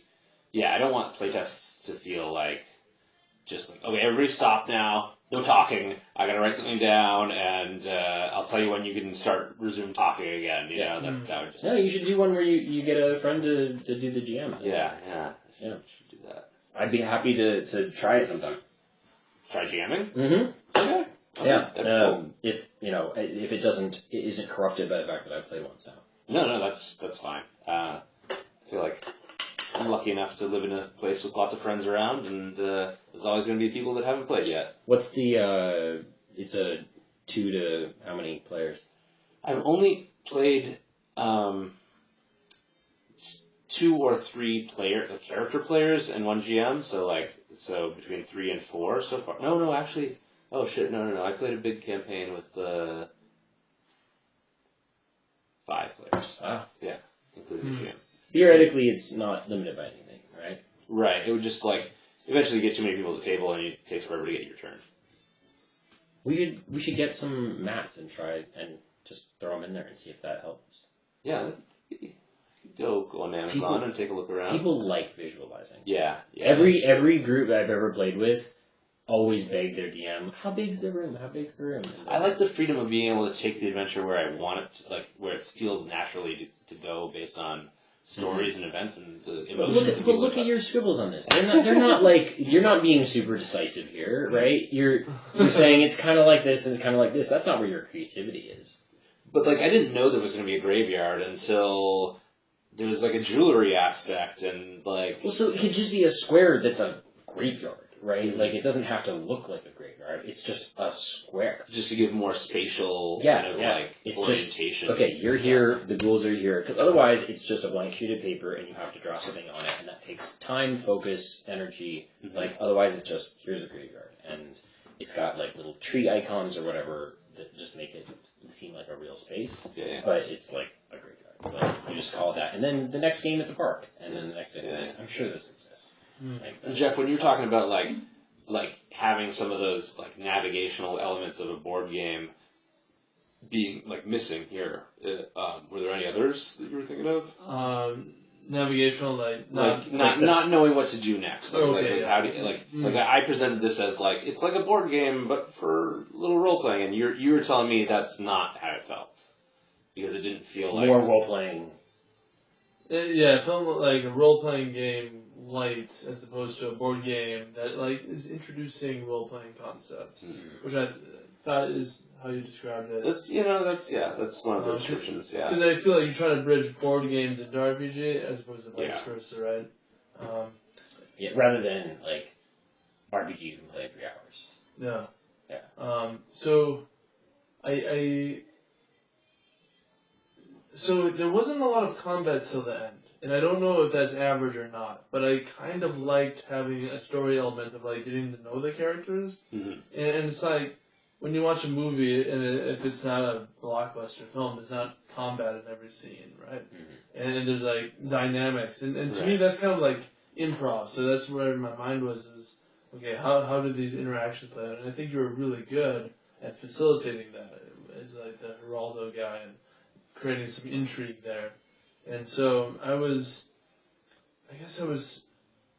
more interested in the story arc and not so much like when are we going to go fight ghouls. I wasn't like that one wasn't in my mind at all because they weren't revealed yet. You know? And because it's not a legacy game where you're not playing again as the same characters, it matters less if we level up or whatever. Like it's not even an option. Right. Yeah. Especially for the one shot. Yeah. And so I was like, man, I got so many things here, which is like kind of cool. But I'm also like, in Legend of Zelda, Link gets like a small sword, and then he earns his powers as he goes, right? As he goes to dungeons and stuff, and then he gets a bigger sword, or like the hookshot or magic or whatever. But it's not the point. But like there's a progression there. Yeah. And that's I think I felt like I was saddled with a lot of options to begin with, which is kind of cool, but like. I see what you're saying. Yeah. It might be nice to like kind of like okay, Act 1. There's some sort of dilemma, and maybe there's a combat, maybe there isn't. But then you can earn something that you're a little bit more prepared for Act 2 in a new way, and you have new options. I don't know if that dynamic is possible, but that's kind of what I'm sensing to kind of bring in that kind of board game aspect of like, okay, I'm kind of moving forward in some way. Right, rather than like, so are you saying like, rather than like starting the game with like so many things, like more Link's wooden sword, start with only one move kind of thing. I don't know if it has a board game analogy, but it's definitely a video game analogy. Yeah, video game. That's how most. I think the challenge there is like, how do I get the players the next other moves? Because I think it becomes a one-note game. Like if I started you out and you only had pickpockets, right? You know, I mean, that's all you do is pickpockets. But that's okay in the beginning. Like if you're in that, if you're in a party, I mean, as a GM, it makes your job a lot easier. You're like, we're at a masquerade ball where everybody has big pockets. But you have less to be creative about. You have less to anticipate. He picks somebody's pocket. You would have known exactly kind of what you were going to do, but not where and not how and not when. And so you're like, okay, maybe he picks my pocket, maybe he picks the rich guy's, the host's pocket, maybe he just picks somebody's random pocket and finds an invitation, something like that leads to something else. Like, so like to me, you're right. How do you introduce the future powers? And we didn't really get into combat, so I'm not really thinking in combat mode. But like for me, this was like a practical interact with the world kind of thing, like these two in particular. And so I was like thinking through the story of these are the things I can do in a space, and maybe because you didn't have any of that, so I don't think you were thinking in that mode. Say again? Like because you had magic, right? You had those things which are for combat, and I had some things which were like to me opened my mind to non-combat. Right. Things. Yeah. And that was interesting from a story perspective. And maybe like every character has a non-combat kind of way to interact with the world, and so like if there's more of a story thing going on, right? There's a conversation, there's a meeting of people, there's some sort of exposition or whatever, and maybe that's because I'm thinking like in a board game when it's like really simple, like it's like it's like there's 4 types, right? There's the warrior, there's the magician, there's the archer, there's the thief or whatever, and you have these like 4 archetypes, and like they like okay, the thief is picking pockets or locks or something, right? And like the other guy's moving big things, he's the warrior, and like those archetypes, if you really want to get it simple and like on a board game, you can like, well, I'm gonna choose the warrior for this game, I'm gonna choose this or something. And then you can like build upon that. Yeah, you're talking about more constraints. At the beginning that then build. But then you can like imagine what a story arc could be for this character. Right. Okay, because you know more about them. Yeah, you know a little bit more about them, and maybe they have like childhood trauma that like is motivating their story. No, I liked how you did that brother thing. Like that was awesome. That was a great hook for me. Yeah. But that's also like he happened to come up with something good, and the average player might not. Yeah. So maybe having like more suggestions, or they draw 3 backstory cards and they pick one. You know, I'm just like there's a way to like still there's choice, but it's like prompted. Yeah. If you watch like a really good improv show, I don't know if you've seen improv, right? It's like when you have a really good troupe and they're all interacting and they're doing long form, because there's short form where it's like a scene, but long form is like they'll go through like 3 acts or something. Yeah. And they will, like a really good one, like will bring in elements from the first part into the end and kind of tie it up like an actual story, right? Yeah. But it's like improvised. And They're also trained extraordinarily on doing that. Right. It's very hard. But but it is really fulfilling to see these things kind of happen. So like that fulfilling part was the story element, right? And that like okay, these things are kind of coming together at the end, and it's really difficult. And that's why there's a certain constraint or on rails thing that needs to get to artificial in order to yeah. And so one mechanic, just thinking about his idea of like the Zelda or the Link sword progression. You could give your character all of these powers, but make them only use one at a time.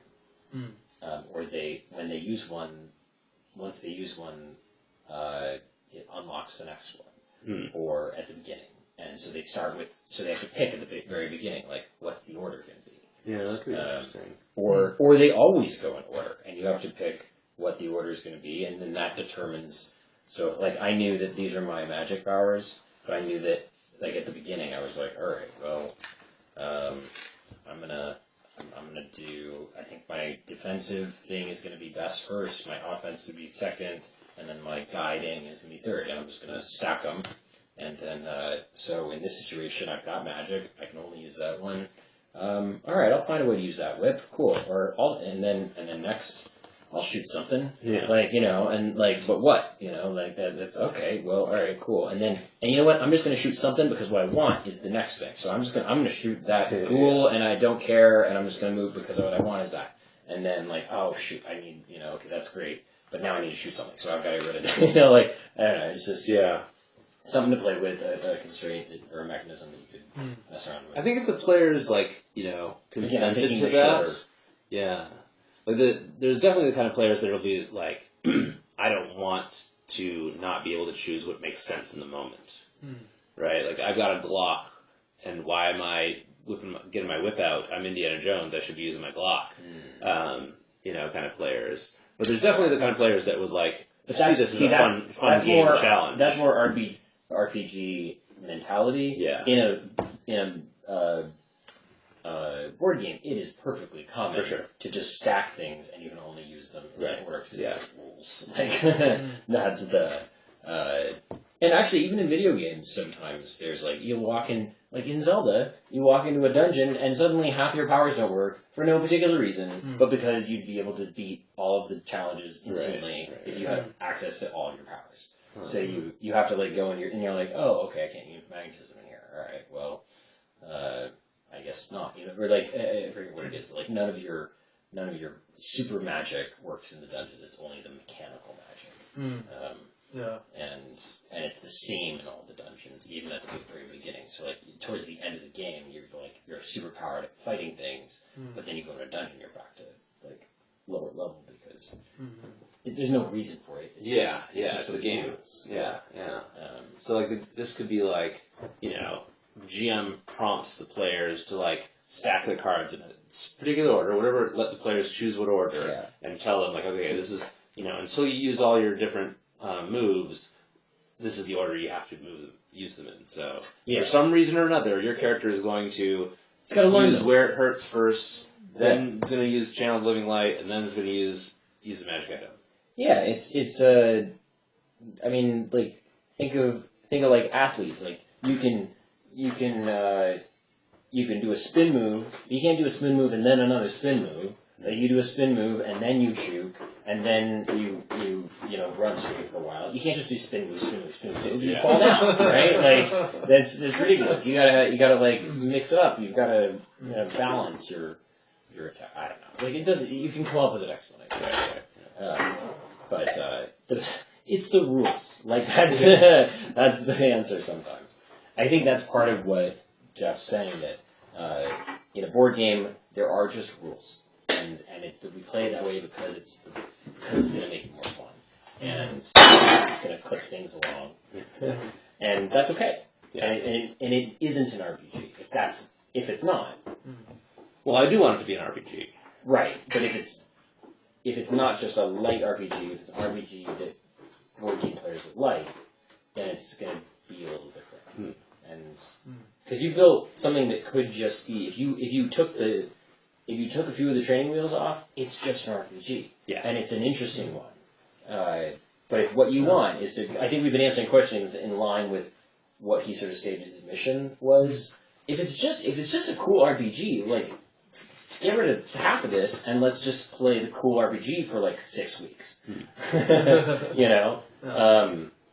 And I still like these actually either way, but there's like a few of these that you could just, it's, as he said, it's much closer to being just like a freewheeling RPG. Right. That has Seinfeld in it, which is awesome. So I like that. If you want to just be that, it's very close. Yeah, I mean, maybe I just need to lean in a little bit more to like the fact that that's how it comes across.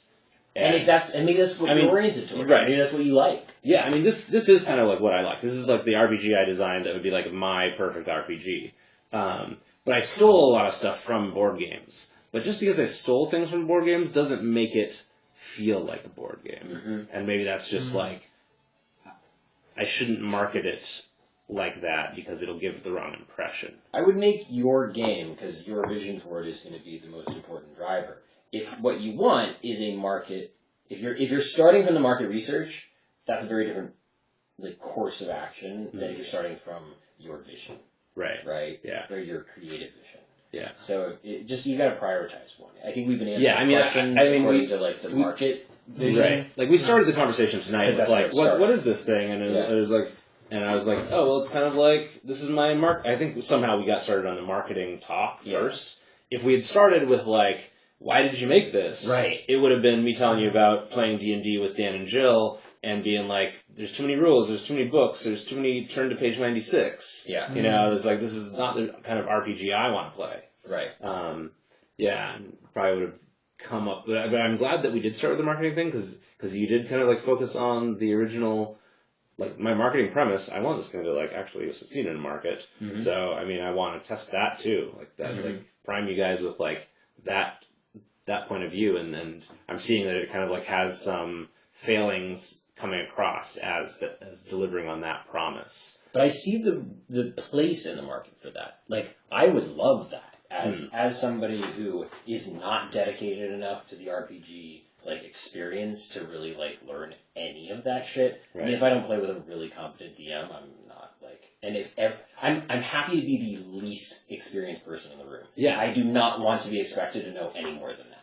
Because I want everybody to make all the decisions for me. Like, playing with Arthur, Arthur was great. So I'd just be like, Arthur, like, I'm this race and this skill or whatever, I'm now level 3, what should I choose? He wouldn't have to look it up. He'd just be like, you should just totally pick the light thing. I think it comes with a sword, like, you should definitely do that one. And I'd be like, cool, I don't care what the other, I'm just doing the one he thinks is good.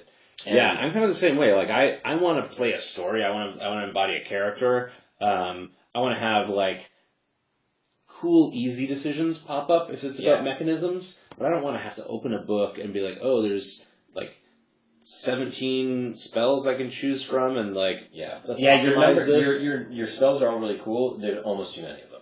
Yeah, like that's another. I think I'm gonna pare that down. Or just have them shuffle and pick 5 and then pick from that. Like keep all of them, but just be like, here's fan them out, pick 5. And then you can pick 3 of them. Like that's right. Yeah, great. Yeah, that'd be a good one too. There's lots of ways to, and that also then scales, right? So for the short game, you fan them out. You pick 5 and you pick 3 of them. For the long game, because it's over many weeks, you might want to be a little bit more specific. You pick 10, and then you pick from that. Anyway.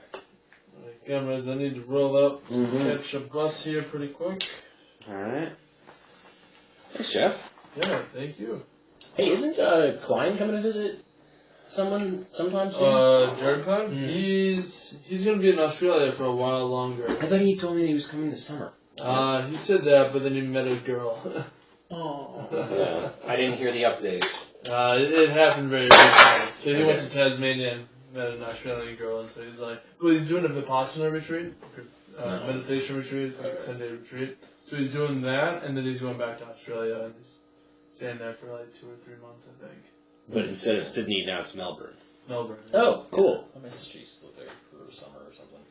Yeah, so he's gonna be there for a while, so maybe in the fall. Yeah. He's got a visa thing that's gonna end, so Oh, right. he doesn't Yeah. need to return. But America has a really good.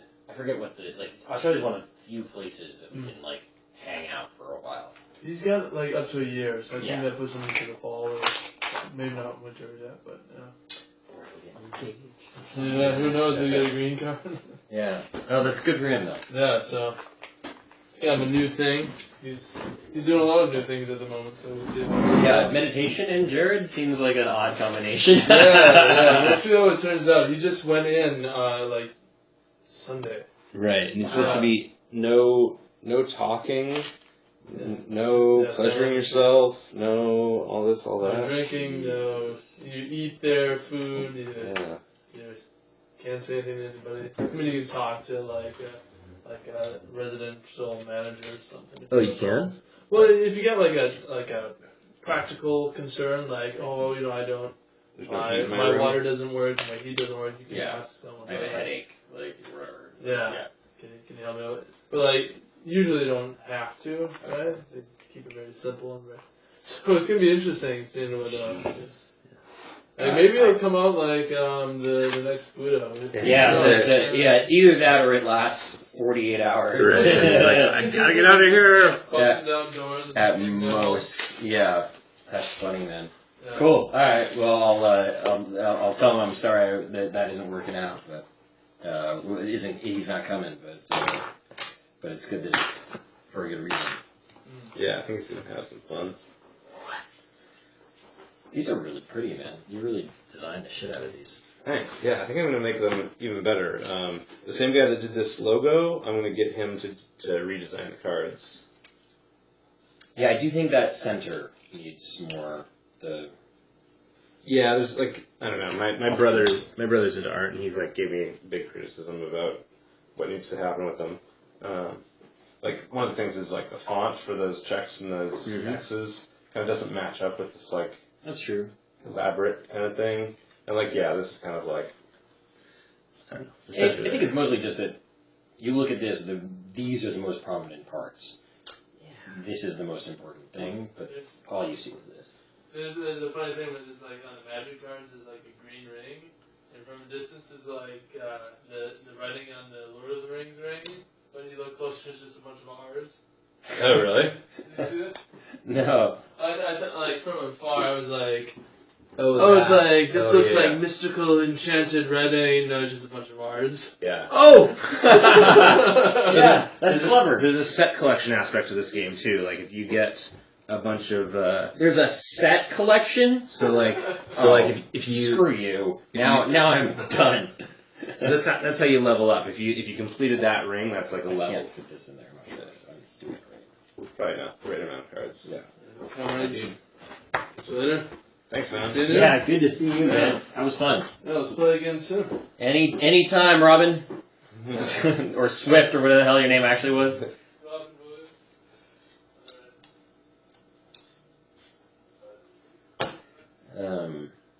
This is good, man. This is cool. Cool, man. Yeah. That was This good. is more, Dive into it. once you said that at the end, yes, this is my kind of RPG.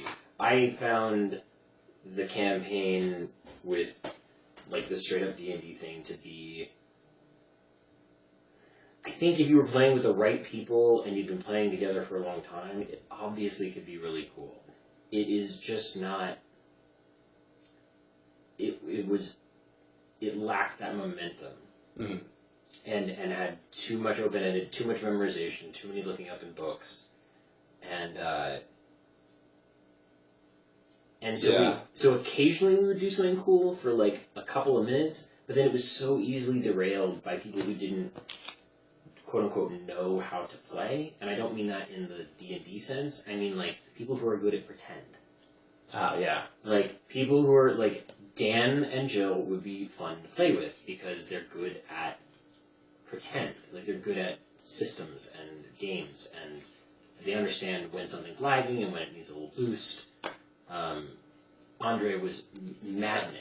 Oh yeah, because he was probably distracted by all the things in the room as well, right? Everything, right? Yeah. And so he'd just be like, "All right, well," we'd be like, "We're walking through the gates, and the guards give us a dirty look," and he'd be like, "Oh, well, I'll try to have sex with a guard." And we're like, "What?" And our DM would be like, "Okay, roll for sex with guard," and and he'd be like, "You successfully have sex with a guard." Yeah, all right. And we're like, "Okay."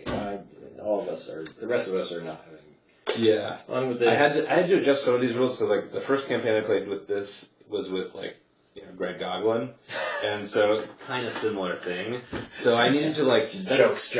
Yeah, that's where the rule came in. Like, listen, if you say something and it's not in one of these three things, like as a realistic thing that characters can do, then I'm gonna just either say no or your character suffers some very very bad consequence. And that's the challenge is like if it's up to the GM to police it. Right, because then the GM feels bad, right? Because then they're like, oh, you want to have fun, but I'm telling you no to your fun, right? Yeah. So like establishing at the beginning is like, okay, we're going to have fun in these kind of ways, you know? Right. Yeah, there might be a genie that's like really comical, that like jokes around a lot and has some kind of like cartoonish kind of character powers. But there aren't any Ninja Turtles. So Right. I didn't pick that. Yeah. No, that's a good way to do it.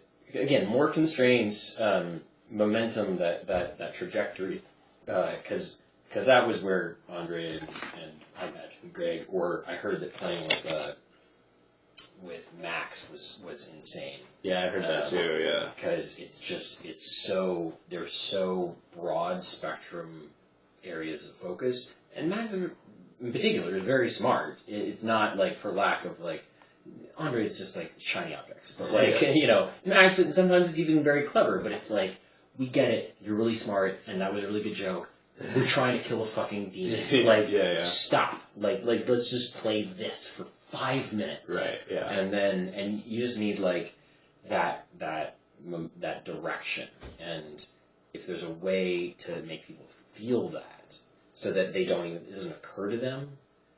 Basically, if every turn is not what do you want to do, but it's like what 4 things do you want to do? Right. I really liked your feedback about these things, like in like not just having them go away, but then like getting something new for the next chapter. Dude, and the Campbellian structure to it could be really interesting. Yeah. You could come up with a really cool, like if you sat down with some literarily creative people and try to come up with like kinds of cards that fit the hero cycle, like you could come up with some really neat like stage 1 cards, stage 2 cards. Yeah, like what do you do in stage 1? Like what do you do? Yeah, that are like what did we say was a good stage 1? The not that one. The extract a secret. Actually, yeah, because that's an inciting incident, right? Yeah. Like, oh, there's a secret that leads very easily to the next thing on that. So like that's a great stage 1. I'm sure we can come up with other ones. Yeah, totally. Follow a stranger.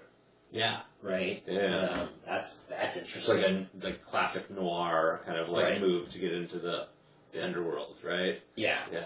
Yeah. Take a risk, or well, that's a little too big. Maybe. Yeah. Yeah, that's probably true. I liked that you said you have to take a risk in order to achieve it. That was good. Yeah. Put something on the line. That might be like a good thing. Yeah. Like,